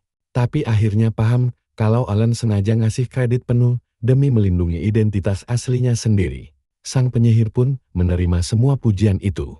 Meski hatinya merasa malu, karena sadar dia cuma beban yang numpang lewat. Begitu mereka sampai di ibu kota kerajaan, duo ini bersiap buat berpisah. Melissa mau ke guild buat nukerin batu sihir, tapi Alan milih langsung pergi mencari penginapan. Dia berencana menyimpan batunya sebagai bahan baku buat proyek penemuan sinting berikutnya. Dan disinilah, jadi apa pelajaran kita dari kisah ini? Ya, tetap low profile. Perpisahan mereka pun lumayan dingin. bikin Melissa sedikit gengsi karena merasa tak pantas menerima hadiah utama itu. Sini kumpul, kita lanjut lagi. Melissa baru dikasih info setengah-setengah soal musuh Alan, tapi gengsinya tinggi banget. Jadi dia janji bakal selidiki sisa pasukan Raja Iblis sampai tuntas. Pakai koneksinya, dia ngingetin Alan buat hati-hati, ngajak mabar lagi kapan-kapan, dan bercanda mau ngecari dia lain kali. Jagoan kita pun jalan santai ke arah matahari. Sementara Melissa terus ngeliatin dia pergi. Cewek ini masih nggak nyangka kalau dia baru aja digendong sama crafter level 27. Sayangnya, ketenangan di ibu kota ini nggak bertahan lama. Insting tajam milik Melissa tiba-tiba aja ngerasain aura ngebunuh yang super pekat dari arah bayangan. Seorang pembunuh bayaran bertopeng di atas atap udah narik busur, lalu ngelepasin anak panah lurus ke arah punggung Alan. Melihat itu, Melissa langsung teriak ngasih peringatan pas panah itu melesat di tengah jalanan yang rem. Tapi, karena jagoan kita ini, refleksnya udah dewa, dia bisa ngehindar dengan super mulus. Si pembunuh sampai shock. Ngelihat kelincahan gila itu, lalu buru-buru kabur ke atas atap sebelum Melissa sempat ngejar. Serangan nekat ini, jadi bukti kalau faksi bayangan Guild udah beneran panik, sampai berani nyerang. Di dalam tembok kota, Alan sadar, kalau begini terus, dia nggak bakal bisa jalan-jalan atau hunting dengan tenang. Fakta ngeselin ini bikin dia harus mikirin ulang satu metode yang pernah Melissa sebutin buat ngurus ancaman bandal begini. Awalnya sih dia males banget harus bayar mahal demi perlindungan. Tapi dia akhirnya sadar kalau dia butuh solusi yang jauh lebih pasti. Alan bilang ke Melissa kalau dia bakal urus masalah ini pakai caranya sendiri. Sambil ngakuin kalau mereka sekarang resmi jadi party. Lanjut jalan sendirian menyusuri keramaian, jagoan kita ini mulai mengingat kehidupan masa lalunya. Dulu di game aslinya, dia itu player solo garis keras yang nganggap party itu cuma beban yang bikin lambat. Tapi, setelah semua hal gila bareng Emma, dan sekarang Melissa, dia mulai mikir kalau punya sekutu ternyata lumayan asik juga. Pikiran itu langsung ditepis, karena fokus utamanya sekarang cuma si pembunuh bayaran. Besok paginya, pencarian solusi ini. Perhatikan baik-baik bagian ini. Langkah Alan selanjutnya bawa dia ke depan spanduk merah emas raksasa. Meski aslinya player solo sejati, ancaman pasukan Raja Iblis ini akhirnya maksa dia buat cari satu tempat yang gak pernah dia bayangin bakal didatangi, asosiasi klan. Cerita mundur sebentar ke sehari sebelumnya. Tepat setelah mereka berhasil ngalahin naga kristal di dalam kastil langit itu. Pas lagi berdiri di lorong, Melissa bahas soal betapa pentingnya nyiapin rencana buat ngadepin para pembunuh yang ngincer Alan. Dia kasih saran kalau cara paling gampang dan efisien buat dapet perlindungan adalah dengan masuk klan petualang. Meski jagoan kita udah tahu banget apa itu klan, dia ragu gimana ceritanya gabung gerombolan player bisa ngebantu dia buat ngehentiin para pembunuh profesional. Melissa lalu jelasin pakai hukum alam, bilang kalau ada keamanan dalam jumlah besar. Karena predator bakal mikir dua kali buat nyerang kelompok rem. Dia nyaranin buat masuk ke organisasi besar, ranking atas, karena klan elit biasanya punya koneksi kuat sama orang penting. Ide ini langsung bikin Alan tertarik. Apalagi dia ingat petinggi Guild pernah nyebutin klan andalan mereka pas rapat. Karena masuk klan, bisa bikin dia aman sekaligus gampang nyari info soal musuhnya. Dia akhirnya mutusin buat nurutin saran si cewek. Balik lagi ke masa sekarang. Alan akhirnya sampai di Taula Asosiasi Klan yang super rem. Sambil ngeliatin berbagai stand yang ada, dia mikir gimana caranya nemuin kelompok yang pas sama kebutuhannya. Kehadiran dia di sana ternyata langsung bikin heboh. Karena orang-orang mulai bisik-bisik soal reputasinya. Walaupun masih level 27, dia udah jadi seleb dadakan gara-gara hancurin rekor tambang serigala dan sukses bersihin kastil langit bareng sama Melissa. Jagoan kita milih cuek sama tatapan mereka dan fokus ngeliatin meja pendaftaran. Dia nyadar kalau setiap klan punya tip beda-beda, kayak TP penaklukan buat selesain domain, atau TP yang fokus ke pertahanan, sosial, penaklukan monster, sampai pengumpulan barang. Ada juga tip campuran yang ngurusin semuanya. Walaupun TP penaklukan dan perburuan monster kelihatan paling laku keras, Alan tetap ngerasa bodoh amat. Sama tren yang ada, pencariannya keganggu waktu cowok rambut jabrik bernama Max nyamperin. Ngenalin diri sebagai ketua klan penakluk Rang Begazil dan minta si crafter muda buat gabung ke Ke kelompok mereka, belum sempat Alan jawab. Cowok pirang dari klan campuran rang B bernama Tiger nyala obrolan. Ngaklain kalau kelompok yang serba bisa bakal ngasih pengalaman jauh lebih oke. Wah, kedua ketua klan ini langsung adu mulut rebutan pengen rekrut dia. Drama tontonan gratis ini mancing kerumunan perekrut lain yang mulai dorong-dorongan demi bisa dekat sama si jenis viral ini. Meski ada yang masih curiga sama level rendahnya, yang lain yakin banget kalau dia punya rahasia kekuatan gila. Seorang cewek rambut merah bahkan nyoba godain dia pakai janji pengalaman seru. Sementara yang lain sibuk pamer rang tinggi atau jumlah anggota ribuan. Kekacauan ini bikin Alan mundur selangkah dan nyuruh semuanya diam.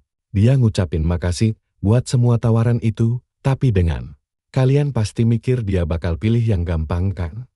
Salah besar. Dia tegas cuma mau klan pertahanan ranka ke atas. Dan syarat gila ini langsung bikin semua orang shock. Karena klan pertahanan tuh terkenal super ketat. Jagoan kita jelas punya alasan cerdas. Klan pertahanan punya koneksi langsung sama pejabat dan bangsawan. Bikin mereka jadi tempat paling sempurna buat ngumpulin info soal faksi bayangan. Terus, dia juga rencana pakai alasan misi pertahanan buat bagi-bagiin senjata modernnya ke banyak kota. Biar dapat XP pasif berlimpah. Dia ngasih peringatan keras ke para merekrut, kalau syaratnya nggak terpenuhi, mending mundur aja. Mayoritas perekrut langsung buang muka dan pergi ninggalin dia. Bikin Alan sempet panik, jangan-jangan syarat yang dia minta itu terlalu ngading-ngading. Tapi, untungnya, cowok berzirah besi bernama Flynn nyamperin dia. Flynn ngenalin diri sebagai ketua Holy Guardian, klan pertahanan ranka. Alan beneran takjub luar biasa begitu dia ngelihat kalau level Flynn mudah tembus 378, angka yang langka banget bahkan di game aslinya. Flynn natap dia tajam dan ngingetin kalau aturan mereka ketat banget, nggak ada perlakuan spesial. Ingat saran Melissa soal masa percobaan buat cek ombak sekaligus naikin reputasi. Alan akhirnya setuju buat gabung sementara. Flynn ngerasa ini ide bagus, lalu langsung ngirim undangan resmi lewat sistem hologram. Jagoan kita langsung tekan tombol terima, resmi jadi anggota Holy Guardian. Flynn kemudian bawa rekrutan barunya ini jalan menuju markas besar klan yang berupa rumah gedongan mewah warna putih. Di tengah ibu kota, begitu masuk ke ruangan kantor yang sepi, si ketua mulai jelasin gimana aturan main klan tipe pertahanan ini. Dia nekenin kalau tugas utama mereka adalah buat ngehadang ke pasukan Raja Iblis di berbagai pemukiman. Tapi, Alan langsung betras tahu kalau mereka wajib jalan dalam party 3 orang. Dan harus bareng anggota yang levelnya setara. Waduh, aturan macam apa ini? Dia super frustrasi. Karena gabung sama player level Kroto cuma bakal bikin lambat proses grinding dia ke level maksimal. Flynn lalu lanjut jelasin kalau tugas Alan sekarang cuma sebatas patroli keliling kota dong sampai levelnya naik. Situasi ini jelas bikin Alan mati kutu. Patroli gabut begini nggak ngasih XP sama sekali, dan jalan kaki di luar sana cuma dibikin dia gampang diincar lagi sama pembunuh bayaran kemarin. Dia sadar nggak mungkin bisa bertahan di bawah aturan sekaku ini. Tapi kalau langsung keluar, masalah sama faksi bayangan nggak bakal kelar gitu aja. Kesimpulannya, dia harus ikut misi pertahanan level tinggi buat cari aman sekaligus leveling. Buat ngakalin ini, Alan natap mata Flynn tajam dan ngajuin sebuah permintaan yang super nekat buat lewatin masa patroli. Waktu Flynn ngotot harus ngikutin aturan, si Craver muda ini ngusulin cara gila buat ngebuktiin kekuatannya. Dia nantang si ketua level dewa ini buat duel. Dengan syarat kalau dia menang, dia harus dapat pengecualian khusus. Flynn cuma natap Alan dengan tenang, senyum tipis, dan ngaku salut sama semangatnya. Tapi ujung-ujungnya dia tetap nolak mentah-mentah tantangan. Itu karena nggak ada untungnya buat dia. Si ketua nyaranin supaya Alan ikut aja kegiatan klan Norman selama seminggu sebelum mereka bahas ini lagi. Alan nutup matanya, pasrah sama keadaan. Jadi apa yang bisa kita pelajari di sini? Alan akhirnya setuju, karena ini cuma masa percobaan. Tapi percaya deh sama aku, kalau rasanya nggak cocok, dia bakal langsung angkat kaki. Obrolan mereka terpotong oleh ketukan pintu. Anggota tim baru Alan akhirnya datang juga. Flynn memperkenalkan mereka sebagai Naoki dan Hina, duo pengguna tombak. Sini merapat, kalian pasti suka yang ini. Naoki itu petualang level 55 yang menyapa dengan gaya super percaya diri. Sementara Hina yang level 40 tersenyum manis. Alan merasa curiga karena biasanya level anggota party itu setara. Tapi Flynn menjelaskan kalau mereka berdua adalah anggota peringkat terendah di klan tingkat A ini. Naoki lalu menatap. Alan lekat-lekat dan mengejek apa si anak baru ini bakal selamat. Karena fisiknya kelihatan super lemah. Hina buru-buru menjewer telinga temannya itu dan minta maaf atas kelancangannya. Tapi, ketegangan makin menjadi saat dua pengguna tombak itu melihat status Alan. Tahu kalau Alan cuma seorang perajin level 27, Naoki langsung meremehkan kelas itu. Untungnya, Hina mengenali nama tersebut dan bertanya apa dia Alan yang sama yang menaklukkan Istana Langit Kristal bareng Melissa. Kemarin, Naoki jelas shock berat, tapi Flynn tertawa dan mengakui kalau pencapaian itu memang luar biasa. Saat jagoan kita bertanya apa ketua klan juga tidak tahu identitas aslinya. Flynn bilang dia cuma sekilas melihat kehebohan di asosiasi Claire dan langsung merekrutnya. Cuma karena Alan jadi pusat perhatian di sana. Hina super girang bisa satu tim dengan orang terkenal, tapi Naoki gengsi parah. Dia mencoba meremehkan prestasi itu dan menuduh Alan cuma numpang tenar dari nama besar Melissa. Flynn menyuruh mereka bertiga langsung pergi berburu supaya bisa saling memahami kemampuan masing-masing. Naoki kemudian sengaja menabrak Alan dan dengan sombongnya bilang kalau ini kesempatan terakhirnya untuk mengaku lemah. Jagoan kita merasa gaya tengil ini sangat menyebalkan dan memutuskan jalan pintas terbaik untuk mengatasi situasi ini adalah dengan memuji seniornya. Dia mengangkat tangan tanda menyerah lalu berbohong. Bilang kalau Melissa yang meratakan seluruh ruang bawah tanah itu sendirian. Alasan ini langsung memuaskan ego Naoki dan dengan suara lantang dia menyuruh si junior untuk tenang sebelum memimpin mereka keluar. Saat mereka pergi, Flynn menatap dengan wajah serius. Dia tahu Alan bohong karena sangat mustahil pemain level 27 bisa mencapai Istana Langit tanpa trik khusus. Dia yakin petualang yang bisa melakukan hal mustahil jelas bukan parasit rendahan. Kelompok itu akhirnya tiba di hutan trans, area yang direkomendasikan untuk pemain level 35. Alan membatin kalau dia selalu menghindari tempat ini di dalam game aslinya karena poin pengalamannya sangat ampas dibanding usaha yang dikeluarkan. Hina menjelaskan kalau hutan ini dipenuhi monster mirip pohon biasa. Jadi mustahil ditemukan tanpa keahlian pelacak. Saat jagoan kita ini menawarkan diri untuk membuatkan alat pelacak, Naoki menyuruhnya untuk tidak meremehkan mereka. Tapi insting tajam Alan membuatnya merasakan ancaman lebih dulu dari para veteran itu. Dia meneriaki mereka untuk awas. Sebelah kiri tepat saat seekor monster pohon level 35 muncul dengan mata merah menyala. Kelompok itu menghindari serangan pertama dan kedua pengguna tombak langsung berkoordinasi. Alan mengamati bagaimana petualang biasa bertarung memakai kerjasama dan teknik tombak. Naoki tersenyum sombong dan menanyakan pendapat si anak baru soal keahlian mereka. Dan Alan dengan santai menjawab kalau itu lumayan. Pujian setengah hati ini bikin Naoki murka, tapi Hina menyuruhnya fokus menghabisi monster pertama.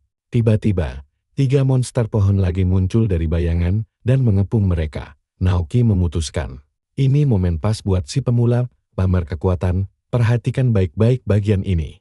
Alan merasa tawaran itu meyakinkan lalu bersiap. Energi biru menyala di telapak tangannya saat dia mengaktifkan keahlian perajinnya. Dalam sekejap, sebuah senapan mesin hitam pekat muncul di tangannya. Bikin teman-temannya shock parah. Alan berpikir walau dia bisa saja membuat kacamata inframerah untuk mencari musuh tersembunyi, meratakan seluruh area ini jauh lebih cepat. Dia menarik pelatuknya dan sisi hutan langsung dipenuhi kobaran api tembakan. Hujan peluru yang gila-gilaan itu meratakan pepohonan dan menguapkan monster-monster itu seketika. Saat debunya menghilang, Alan berdiri dengan senjatanya yang berasap dan dengan santai bilang ke seniornya kalau situasinya sudah aman. Hina takjub dengan kehancuran itu sementara wajah Naoki pucat pasti ketakutan. Walau dia masih sok keren dengan menyebutnya lumayan buat pemula. Kemenangan ini terpotong saat Alan merasakan ada orang lain di kegelapan. Seorang pria keluar dari pepohonan dengan senyum psikopat. Itu Lucas, si tukang rundung dari ruang bawah tanah tadi. Dan dia jelas sudah melacak keberadaan Alan untuk balas dendam. Jagoan kita cuma menatap mantan saingannya itu dengan wajah datar tanpa minat. Saat Alan dengan polosnya bertanya siapa dia, Lucas langsung gemetar menahan amarah. Berteriak sekencang. Mungkin dia sangat haus pengakuan. Mengingatkan semua orang kalau Alan sudah mempermalukannya di tambang serigala. Jagoan kita tetap santai, dengan logis bertanya bagaimana bisa memecahkan sebuah rekor malah dianggap mempermalukan orang lain. Sikap masa bodoh ini membuat Naoki dan Hina cuma menonton dari pinggir. Merasa ngeri dengan kelakuan gila pria itu. Untuk membuktikan kekuatannya, Lucas memamerkan kotak status yang menunjukkan dia sudah mencapai level 73. Alan melihat ini dan sadar Lucas sudah naik 8 level cuma dalam seminggu. Menurut standar dunia ini, perkembangan itu sangat luar biasa. Lucas bersumpah usaha ini murni buat menghancurkan Alan. Tapi pahlawan kita merasa pertarungan ini sama sekali tidak ada gunanya. Alan menegaskan kalau mereka tidak ada di dalam ruang bawah tanah buatan, jadi mustahil untuk adu cepat waktu penyelesaian. Ini memaksa Lucas menghunus pedangnya, menantang duel 1 lawan 1 sekarang juga. Saat Alan menanyakan teman-teman lamanya, Lucas tertawa dan bilang dia sudah membuang ampas-ampas tidak berguna itu demi fokus balas dendam. Naoki dan Hina menganggap kelakuan ini sangat menjijikkan. Tapi Lucas langsung membungkam mereka dengan tatapan mata merah yang bikin mereka ciut ketakutan. Kalian dan aku pasti tahu apa yang terjadi selanjutnya. Alan menerima tantangan itu, walau merasa ini terlalu menguntungkannya. Dia memunculkan pistol. Tapi Lucas malah tertawa histeris. Karena sudah memeras informasi dari orang-orang di tambang serigala. Lucas yakin banget dia tahu rahasia senjata itu. Dia mengklaim kalau senapan itu cuma mempan pada monster dan sama sekali tidak berguna melawan manusia. Dia bahkan mengejek Alan untuk membuat pedang saja kalau mau bertarung sungguhan. Tanpa ragu sedikit pun, pahlawan kita menarik pelatuknya, peluru itu menyerempet ujung telinga Lucas, bikin darah muncrat dan membiarkan si perundung itu syok setengah mati. Alan berdiri tegap di depan lawannya, menodongkan laras senapan yang berasap sambil menjelaskan kalau informasi yang dia punya itu sudah sangat basi. Untung saja bagi Lucas, tembakan itu cuma goresan. Tapi teror sesaat itu bikin dia pingsan sambil memegangi kepalanya. Alan menatapnya dari atas. Berjanji kalau tembakan berikutnya bakal langsung menembus kepalanya kalau dia tidak pergi. Ancaman ini bekerja sempurna dan si perundung itu terbirit-birit kabur ke dalam hutan sambil meneriakkan ancaman perpisahan yang putus asa. Saat senjatanya melebur jadi energi biru. Naoki tidak percaya level 27 bisa menumbangkan level 73 secepat itu. Sementara Hina menatap Alan dengan mata berbinar dan pipi merona, menganggapnya super keren. Perubahan sikap ini jelas bikin Naoki shock berat dan cemburu buta. Party itu akhirnya mulai bergerak lebih dalam ke hutan untuk mencari Raja Monster Pohon. Hina berjalan riang di sebelah Alan, memujinya karena bisa diandalkan dan membuktikan perajin itu kuat tergantung pemakainya. Alan bilang kelas ini banyak keunikan, tapi sangat cocok dengan kepribadiannya. Saat ditanya balik kenapa Hina memilih jadi pengguna tombak, dia mulai salah tingkah dan tersipu malu. Interaksi ini bikin Naoki berkeringat dingin karena cemburu, takut anak baru ini bakal merebut teman masa kecilnya untuk mencegah mereka makin dekat. Naoki menerobos di antara mereka dan menyuruh Hina fokus pada keadaan sekitar. Dia lalu menarik Alan dan membawanya ke balik pohon untuk rapat pribadi, meninggalkan Hina yang kebingungan duduk di tanah. Setelah berdua saja, Naoki mengungkap kalau rapat strategi itu cuma alasan. Dia tiba-tiba berlutut dan menundukkan kepalanya ke tanah, memohon agar Alan menjauhi Hina. Bayangkan itu. Dia mengaku diam-diam naksir berat padanya dan aksi memukau Alan bikin dia susah pamer. Petualangan jagoan kita ini makin gila saja kan. Sini ngumpul bareng gue. Kita tonton MC kita menghala napas panjang karena capek ngurusin drama. Karena dia sama sekali gak peduli soal romansa. Dia mutusin buat bantuin dua orang ini cepat jadian biar dia bisa segera kembali fokus ke tujuannya. Dia pun bikin rencana buat pura-pura kesusahan pas lawan bos nanti. Ngasih kesempatan emas buat Naoki maju dan jadi pahlawan. Naoki girang banget dengar tawaran itu dan langsung aja dia nyoba meluk Ale yang dengan cepat langsung dorong dia menjauh. Pas kelompok ini Sampai di tanah lapang, mereka dihadang sama Trend King. Monster bos bermata 3 dengan jenggot lumut, Hina panik. Tapi Alan nyuruh mereka berdua buat tetap diam di belakang. Dia pakai skill craft miliknya buat memunculkan senapan serbu. Dan sengaja nurunin daya serangnya jadi cuma level 5. Dia mikir ya walau bukan 0, setidaknya ini udah cukup lemah buat aktingnya. Naoki dan Hina kagum banget sama senjata baru itu. Tapi pas Alan mulai nembak, pelurunya sama sekali gak ngasih luka. Dia pun mulai akting panik dan dramatis, seolah-olah senjatanya rusak dan dia bakal segera kalah. Ngelihat ada kesempatan, Naoki teriak dan lari ngelewatin dia dengan gaya pahlawan. Dia nyuruh Hina buat merhatiin aksinya dan meluncurkan serangan tombak bertubi-tubi yang menembus kayu monster itu. Hina beneran takjub dan merona lihat kehebatannya. Sementara Alan cuma nonton dengan tatapan bosan. Dia nebak kalau ini bakal makan waktu. Tapi Naoki pasti bisa ngalahin bosnya. Sialnya, Naoki malah terlalu percaya diri dan mulai ngejek monster itu. Senjata makan tuan, dia mendarat di akar dan tanah hancur di bawahnya. Trend King menghantamkan lengan kayunya yang raksasa, bikin wajah Naoki nyungsep ke tanah.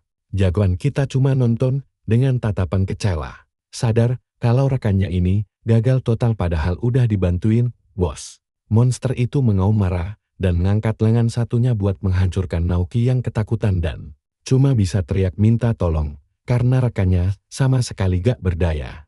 Hina cuma bisa nonton sambil gemetar. Ketakutan, perhatiin baik-baik bagian ini. Alan lihat kekacauan itu dan mutusin ini udah cukup. Dia muak lihatnya, jadi dia aktifin skill craft dengan tatapan serius. Energi langsung berkumpul mengelilingi tubuhnya saat dia memunculkan peluncur roket hitam berukuran raksasa. Ledakan api super besar langsung menyusul, melahap Trend King dan menerangi hutan gelap itu dengan kobaran api yang mendadak kekuatan. Penghancur gila ini bikin Naoki dan Hina benar-benar shock berat. Pas asapnya hilang, bos itu udah lenyap, desain batu sihir hijau aja. Cowok kita jalan nyamperin Naoki yang lagi terbatuk-batuk dan mengecek statusnya sendiri. Nyadar kalau kemenangan ini bikin dia naik ke level 28. Dia nanya apa rekannya bisa berdiri, yang bikin Naoki teriak kaget manggil namanya. Hina lari ke arah Alan dan megang lengannya dengan mata berbinar. Dia penasaran banget gimana level 28 bisa bunuh instan bos sekuat itu. Kedekatan tiba-tiba ini bikin Naoki ngamuk. Dia langsung berdiri dan gemetar. Nahan marah, dia nyoba jaga gengsi dengan bilang kalau dia udah ngendaliin situasinya dan nyuruh yang lain jangan ikut campur. Alan cuma angkat bahu dan minta maaf santai buat ngakhiri debat tapi Hina malah marah balik ke Naoki.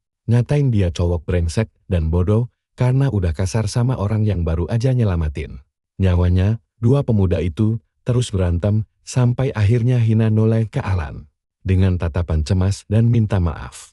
Walau jagoan kita mikir teriakan itu agak lebay, diam-diam dia paham kalau Naoki cuma cowok polos yang caper di depan cewek yang dia suka. Buat meredakan suasana, Alan bilang ke Hina kalau kemenangan ini sebenarnya punya Naoki. Dia bohong dan mengklaim kalau dia cuma ngasih serangan akhir karena seniornya udah berhasil mojokin monster itu. Bikin Naoki lompat dengan senyum pahlawan, ngerasa langsung lega dan bangga. Biarpun udah nyoba naikin reputasi Naoki, rencananya malah gagal total. Hina meluk Alan erat banget, ngerasa kalau cowok ini super rendah hati dan dewasa karena mau ngasih pujiannya ke orang lain. Dia jadi makin naksir sampai ngajak Alan makan malam berdua. Bikin roh Naoki kocak banget keluar dari tubuhnya karena kalah telak, pahlawan. Kita benar-benar nganggap drama romantis ini ribet banget. Pas mereka akhirnya balik ke kota, kelompok ini langsung pergi ke markas Holy Guardian Clan buat ngelaporin misi mereka ke Avenger Hina. Dengan semangat ngejelasin gimana Alan ngalahin bos dan ngusir preman level 73. Ini narik perhatian Flame dan dia ungkapin kalau guild punya berkas soal pendekar pedang bernama Lucas karena riwayatnya yang sering bikin masalah. Sang master nyaranin Alan buat pakai nama klan sebagai ancaman di masa depan. Yang bikin cowok kita sadar kekuatan dan pengaruh asli dari organisasi tingkat atas Flame.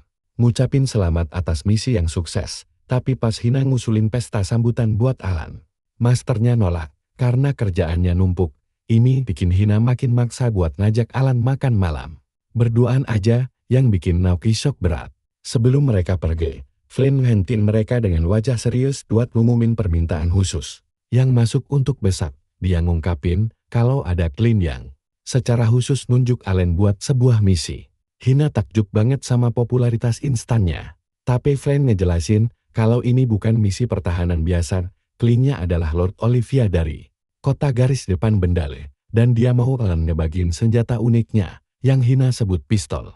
Keluarga, Flynn ngaku gak pernah dengar teknologi itu, lo dan gue pasti ngerasa ini aneh kan, walaupun misi ini kedengarannya aneh. Alan langsung nerima. Dia lihat kesempatan bagi-bagi senjata ini sebagai peluang emas, karena bisa bikin dia dapat banyak banget pengalaman pasif dari pertarungan warga di masa depan. Dia resmi mengonfirmasi keanggotaannya di klan. Tapi tiba-tiba ada pikiran yang bikin dia curiga. Dia sadar ini aneh banget buat seorang lord di kota garis depan yang gaul bisa tahu soal anggota magang level 28 yang baru gabung. Dia nanya ke Flynn gimana kliennya bisa tahu lokasinya. Flynn abahin kekhawatiran itu. Nabak, kalau lord itu mungkin ngecek daftar anggota secara real time. Dia nyuruh Alan nanya sendiri ke Lord Olivia kalau emang penasaran. Dua pria itu saling tatap dalam momen tegang penuh curiga. Jagoan kita sadar kalau aliran informasi soal pergerakannya ini nyebar terlalu cepat buat orang sekelas dia. Biarpun dia setuju buat nyelesain misi dengan sempurna, dia gak bisa ngilangin firasat kalau ada yang salah pas trio ini jalan lewat ibu kota saat senja. Alan mikirin lagi soal waktu pencalonan itu. Dia mulai nanya-nanya apa jangan-jangan Flynn sendiri itu anggota rahasia faksi bayangan yang kerja buat ngeganggu perkembangannya. Cerita lanjut di kota berbenteng Bendal, yang bakalan jadi latar buat tahap perjalanan mereka selanjutnya. Alan dan tim diteleportasi ke atas jalan berbatu di mana dua rekannya itu langsung bereaksi dengan antusias pas mereka datang. Saat berdiri di dekat tembok pertahanan, kelompok ini mutusin buat langsung masuk ke dalam dan mulai misi. Tapi, begitu mereka masuk ke jalanan lebar, kita nyadar betapa sepinya jalanan itu, dan lihat kalau semua toko pada tutup. Rasa cemas ini makin kuat pas dia ngelihat beberapa prajurit berbaju zirah tersungkur lemas di tembok dengan kondisi kelelahan total. Keparahan situasi ini jadi jelas pas seorang prajurit di tembok tinggi tiba-tiba teriak ngasih. Peringatan panik nyuruh kelompok ini lihat ke belakang. Seekor kadal raksasa level 55 merayap di tanah. Bikin Hina shock berat karena monster kelas bos berhasil nyusup ke jalanan kota. Pas makhluk itu melompat maju dengan rahang terbuka, Alan melompat tinggi ke udara buat ngehindari serangan. Saat melayang di udara, dia aktifin kemampuan craft-nya, bikin energi muncul di sekelilingnya. Peluncur roket hitam muncul di tangannya, dan dia dengan santai bilang kalau nyerang orang pas baru aja teleportasi itu bener-bener gak sopan. Jagoan kita narik pelatuk pas masih terbang, ngelepasin tembakan api super besar yang langsung kena kadal itu dan memicu ledakan kolosal. Dia mendarat anggun dengan satu lutut saat monster itu kalah dalam satu serangan, bikin para prajurit di sekitarnya dan teman-temannya shock berat gak percaya lihat kekuatan senjatanya. Biarpun Hina takjub banget sama skill cowok ini, perayaan mereka terhenti pas sekawanan burung level 40 bernama Mudgastramis langsung menerjang menembus asap sebagai bala bantuan. Sebelum Alan harus nembak lagi, seorang pria berkuda menerobos masuk ke lokasi. Mengayunkan halberd, pria ini menebas burung-burung itu dalam satu serangan, bikin darah muncrat membasahi seluruh area itu. Pengendara itu berhenti di depan mereka dan nyenalin diri sebagai Gordo, kapten pengawal kerajaan. Dia bilang kalau dia disuruh Lady Olivia buat nyambut party Allen. Percaya deh sama gue, lo pasti mau lihat lanjutannya. Oke, ikutin aku. Kita mulai dari MC kita yang sadar status sang kapten ternyata disembunyikan. Dia lalu diarahkan menuju kereta kuda mewah. Naoki dan Hina cuma bisa melongo melihat sambutan gila ini, mengira itu adalah bukti betapa tingginya harapan orang pada teman mereka. Gordo membenarkan hal itu, menjelaskan kalau keuangan kota sedang di ujung tanduk gara-gara perang panjang. Dia pun belak-belakan bilang, Nona Olivia menaruh semua harapannya pada senjata modern buatan Allen untuk memecahkan kebuntuan ini. Saat MC kita berjalan santai ke kereta, dia bertekad memenuhi ekspektasi gila itu sambil diam-diam mikir di mana faksi bayangan yang mengincarnya lagi sembunyi. Adegan lalu pindah ke markas besar guild petualang. Tempat seorang petinggi bernama Sid lagi duduk santai. Saat ini, dia sedang membaca dokumen berisi foto 5 pembunuh bayaran yang tewas. Lengkap dengan laporan gimana Allen menyerang balik dan menghabisi mereka di padang pasir. Laporan tersebut juga dengan sangat jelas memastikan kalau targetnya udah masukkan penjaga suci dan lagi dilacak menuju Bendal. Sinet menatap tajam, sadar kalau Bendal itu sayangnya terlalu jauh buat dijangkau oleh tim pengintainya. Dia sangat paham kalau Allen adalah satu-satunya orang yang bisa bikin senjata misterius bernama pistol itu, makanya dia putuskan buat segera bertindak sekarang juga sebelum pembuat senjata muda ini jadi batu sandungan permanen. Pintu kantor lalu terbuka, masuklah pria berjas kuning, diikuti cewek pakai baju kodok biru. Zenet menyapa pria itu sebagai Hiroshi, sang nomor 1. Pembuat senjata di kerajaan, dengan level 175 yang gila banget. Walau Hiroshi ini legenda, Zenet awalnya ragu sama si Kewan, karena dia bukan pandai besi. Legendaris Benjamin yang dia harapkan, cewek rambut merah itu, Annette, dengan pedenya mengenalkan diri sebagai Putri Benjamin dan pandai besi level 13. Dia ngaku ilmunya itu udah 100% sama persis dengan ayahnya, dan karena Benjamin menjaminnya, Zenet setuju buat mulai rapat. Zenet lalu meletakkan senjata AK-47 di meja, nyuruh mereka bedah strukturnya. Pas mereka mendekat, Annette langsung melongo lihat bentuknya yang aneh. Sementara Hiroshi ngaku barang aslinya jauh lebih rumit dari video yang dia lihat. Sang master pembuat senjata itu lalu mengambil senapannya buat ngecek mesinnya. Dia sadar pelurunya ada 30 dan senjatanya bakal mati sebentar pas lagi isi ulang otomatis. Menganggapnya kayak panah biasa. Hiroshi narik pelatuknya dan langsung menembakkan serentetan peluru super cepat yang menghancurkan boneka latihan sampai hancur lebur. Dia ketawa puas banget lihat kecepatan tembaknya yang gila. Tapi dia sama Annette mikir, pembuat senjata ini pasti punya level yang luar biasa. Tinggi buat bikin barang kayak gini. Said cuma pasang muka datar dan menghancurkan tebakan mereka dengan bilang kalau level Allen cuma 15 pas bikin senjata itu, kabar ini jelas bikin. Perhatikan baik-baik bagian ini. Hiroshi dan Annette besok berat karena gak percaya pemula bisa bikin hasil selevel ini. Said menegaskan ini, fakta dan langsung nyuruh mereka bikin tiruannya. Dia juga menjelaskan versi jeleknya aja bakal berguna asal mereka paham strukturnya. Karena kekuatan dasar senjata buatan itu bergantung sama level pembuatnya. Annette tiba-tiba sadar sebuah kenyataan mengerikan.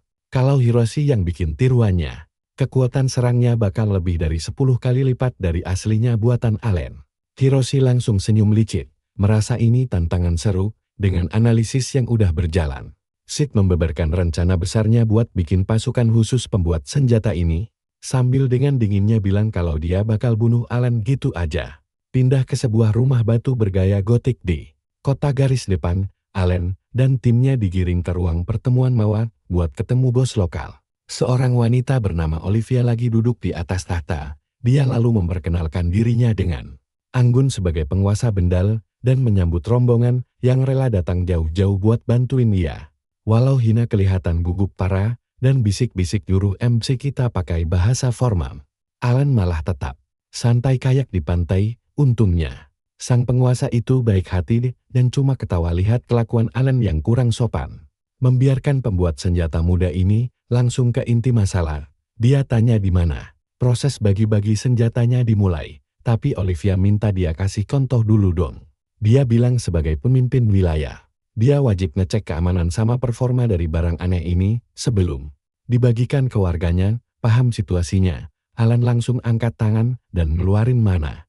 Memunculkan senapan serbu modern dalam sekejap mata. Pemandangan ajaib ini jelas bikin Olivia dan para penjaganya langsung melongo takjub. Pahlawan kita maju dan ngejelasin kalau biarpun jenis senjata api itu macam-macam, cara pakainya gampang banget kok.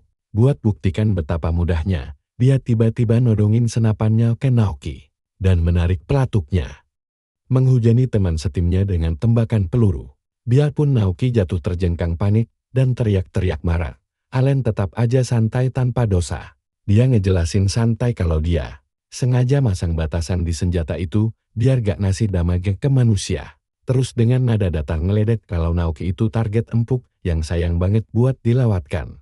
Olivia benar-benar kagum melihat aksi barusan, kalian pasti paham kan maksudnya? Dia sadar senjata ini bikin warga biasa bisa ikut bertarung dengan risiko minim. Dia langsung ngebayangin rakyatnya menembak dari atas tembok kota, yang pastinya bakal ngurangin banget beban prajuritnya yang udah tepar. Tapi, Hina malah cemas kenapa sang penguasa bawa-bawa warga sipil. Padahal dia mikir klan pertahanan profesional harusnya udah lebih dari cukup. Ekspresi Olivia berubah serius pas dia ngejelasin pahitnya realita mereka. Karena pasukan Raja Iblis nyerang beberapa kali sebulan, kota ini terpaksa harus dalam mode siaga tempur setiap saat tanpa henti. Biaya perawatan buat nyewa banyak klan pertahanan itu gila-gilaan mahalnya. Dan biarpun ada subsidi dari pemerintah, dompet kota udah beneran jebol parah. Alan akhirnya bantu ngejelasin ke Hina yang masih bingung, intinya kota ini lagi bokek berat. Makanya, bangkitin ekonomi sekarang jadi urusan super darurat. Hina malah kagum sama pilihan, kata MC kita yang pinter banget, bikin pipinya langsung merah merona. Saat Naoki ngomel cemburu, Alan langsung motong obrolan basa-basi itu. Dia bilang cuma bisa bikin 99 senjata dalam satu waktu. Jadi mau maksimalkan efisiensinya. Olivia lalu mengarahkan mereka ke titik pembagian di alun-alun kota. Dia juga dapat senapan yang Alan pakai buat Nemo tadi sebagai hadiah pribadi. Saat rombongan pergi di antar penjaga, Olivia dan kaptennya, Gordo, tetap tinggal buat bahas situasi ini. Mereka ngerasa mustahil banget level 28 bisa bikin barang sekuat ini. Bikin mereka curiga Alan punya trik rahasia. Olivia teringat ketertarikan petinggi guild baru-baru ini sama bocah itu. Dia sadar kekuatan serang dasar Alan anehnya tinggi banget buat ukuran orang tanpa armor atau aksesoris satupun. Dia menatap tajam keluar, menebak-nebak apakah Alan ini emang wadah spesial yang ditakdirkan buat mengalahkan sang Raja Iblis. Adegan pindah ke alun-alun pusat, di mana warga lagi sibuk berkerumun ngelilingin peti berisi senapan hitam sama peluncur roket. Walau ada yang ragu, bisa pakai teknologi canggih ini atau enggak. Status senjatanya yang gila-gilaan sukses ngasih mereka harapan baru. Di sisi lain, trio kita lagi nongkrong santai di sebuah kedai. Gila ya, sambil makan pizza aja. Tangan Alan nyala biru ngeluarin mana buat lanjut bikin senjata di latar belakang. Multitasking tingkat dewa yang bikin Naoki geleng-geleng kepala. Hina lalu kondung ke depan, nanya kenapa dia nggak pakai aksesoris satupun. Dia ngingetin kalau tembakannya bakal makin brutal kalau status dasarnya dinaikin. Soalnya, status Alan sekarang cuma nunjukin kekuatan serang 56. Fakta ini bikin Hina sadar, kekuatan aslinya udah gila banget, sampai aksesoris pun terasa nggak penting. Naoki makin panas lihat sikap cueknya ini, tapi pahlawan kita buru-buru ralat. Dia jelasin kalau, meski dia gak peduli soal nambah attack, dia justru ngincar aksesoris pertahanan yang bisa nangkal racun, numpul, atau efek buruk lainnya. Dia ngingetin dirinya sendiri, kalau beda dari game, mati di dunia ini tuh permanen bro. Jadi dia wajib ngutamain barang survival secepatnya.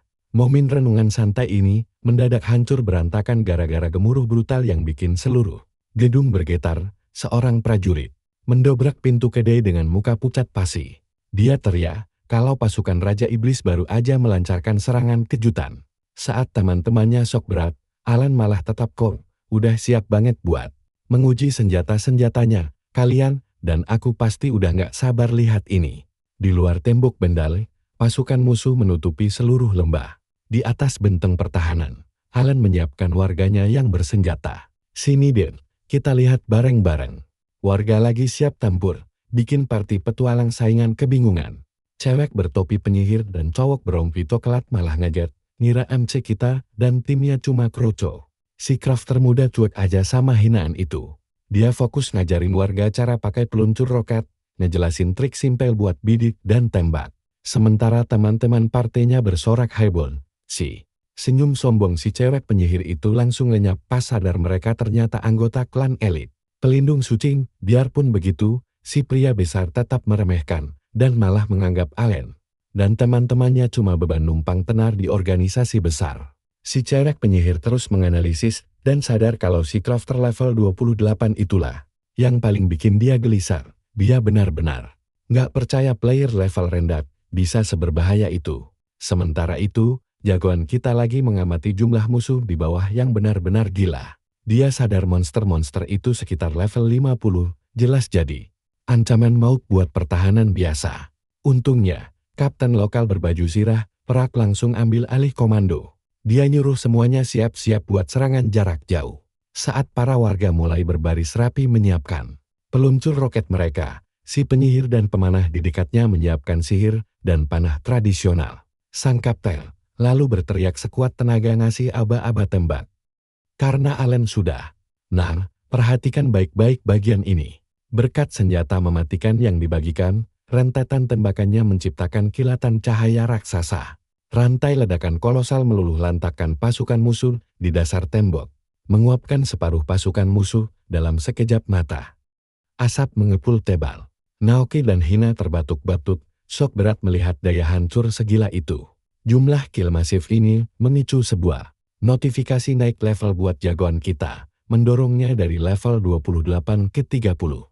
Kapten berdiri kaku shock total, sadar separuh pasukannya rata dalam satu kedipan mata. Seorang warga dengan semangat nyamperin Alan buat nanya, apa senjatanya bisa dipakai lagi. Jagoan kita bilang alatnya udah terisi ulang, dan nyuruh mereka ngasih monster-monster itu serangan maut.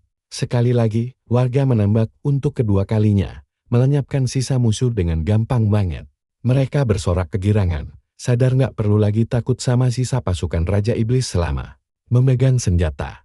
Dewa ini, parti petualang saingan Teddy cuma bisa melongo melihat pembantaian itu. Sang kapten menggertakkan gigi menahan keringat dingin. Mengakui kalau walau dia tahu senjata itu kuat, daya hancurnya saat dipakai keroyokan benar-benar di luar nalar. MC kita nengok ke kapten dan ngasih tahu kalau gelombang pertama memang habis. Tapi masih ada sisa musuh yang mendekat, dia pun minta perintah baru.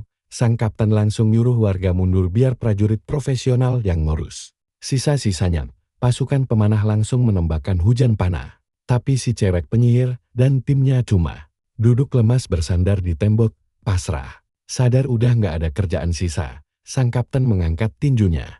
Dia mendeklarasikan kemenangan bersejarah ini tanpa ada satupun korban jiwa. Warga kota langsung ngerubungin Alan buat berterima kasih, karena udah nyelesain pertarungan secepat kilat. Tapi Hina sadar Alan malah kelihatan murung. Dia ngaku sebenarnya baru aja kehilangan kesempatan langka buat naik level. Hina bingung Don, kan dia baru naik 2 level. Tapi dia ngejelasin, dengan musuh sebanyak itu, harusnya dia bisa naik minimal 10 level, kalau nggak kena batas. Hina teringat, ujian pemula di ibu kota, kalian pasti ikutan nyesek kan? Karena sistem menahan player ngelewatin level 30 tanpa lulus tes resmi. Semua potensi X gila itu hangus begitu saja. MC kita menunduk ngeliatin batu sihir di medan perang. Nyesal banget, karena kesempatan panen X sebesar ini nggak bakal datang lagi dalam waktu dekat. Lamunannya tiba-tiba buyar pas Lord Olivia datang dan bertepuk tangan buat ngucapin selamat. Waktu si cowok besar dari klan sebelah jelalatan ngeliatin sang Lord penyihir cewek itu, langsung ngomelin dia. Olivia lalu ngobrol sama kaptennya. Naku shock berat tahu pertempuran ini udah selesai bahkan sebelum dia sempat datang menonton. Dia nyadar senjata yang dipakai para warga beda dari yang dia terima sebelumnya, dan Alan ngejelasin kalau dia sengaja memodifikasinya dengan efek damage area biar pas buat bertahan. Olivia puas banget dan langsung bikin pengumuman gila. Karena para warga sekarang udah bisa membela diri sendiri, dia memutus kontrak semua klan pertahanan lain. Kecuali pelindung suci pastinya. Makin gila lagi, dia menaikkan bayaran klan pelindung suci 3 kali lipat sebagai biaya sewa senjatanya. Hina dan Naoki langsung sorak-sorai kegirangan. Tapi cowok besar dari klan saingan memohon biar dia mikir ulang.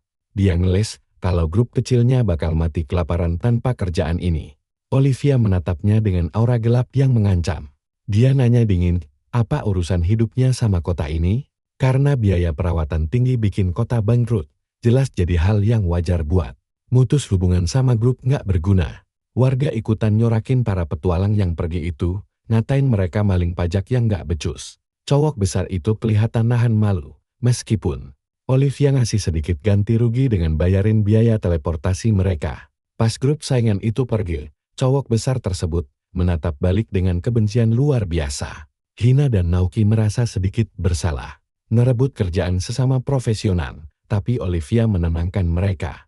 Dia bilang walau klan lain rugi bandar, Alan sukses bawa kedamaian dan senyuman lagi ke kota yang tadinya hampir hancur lebur ini. Dia menyemangatinya buat terus bawa senyuman ini ke setiap kota yang lagi berperang. Waktu teman-teman yang respon dengan semangat membara, cowok besar dari klan sebelah itu malah keringatan nahan emosi. Dia sadar kalau Alan nyebarin senjata ini ke kota lain, seluruh industrinya bakal hancur total. Jagoan kita mulai berjalan santai di atas benteng, gak sabar mau beresin kerjaannya biar bisa balik ke ibu kota buat ujian. Tiba-tiba, cowok besar itu lari ke belakangnya dan minta lihat senjatanya lebih dekat. Sebelum MC kita sempat beraksi, orang itu menendang punggungnya sekuat tenaga, bikin dia terpental jatuh dari tembok yang super tinggi itu. Olivia shock berat melihat si crafter muda menghilang di balik jurang. Pria itu tertawa gila, yakin banget kalau jatuhnya bakal membunuh si protagonis. Percaya deh, kalian bakal mau lihat gimana gila kelanjutannya.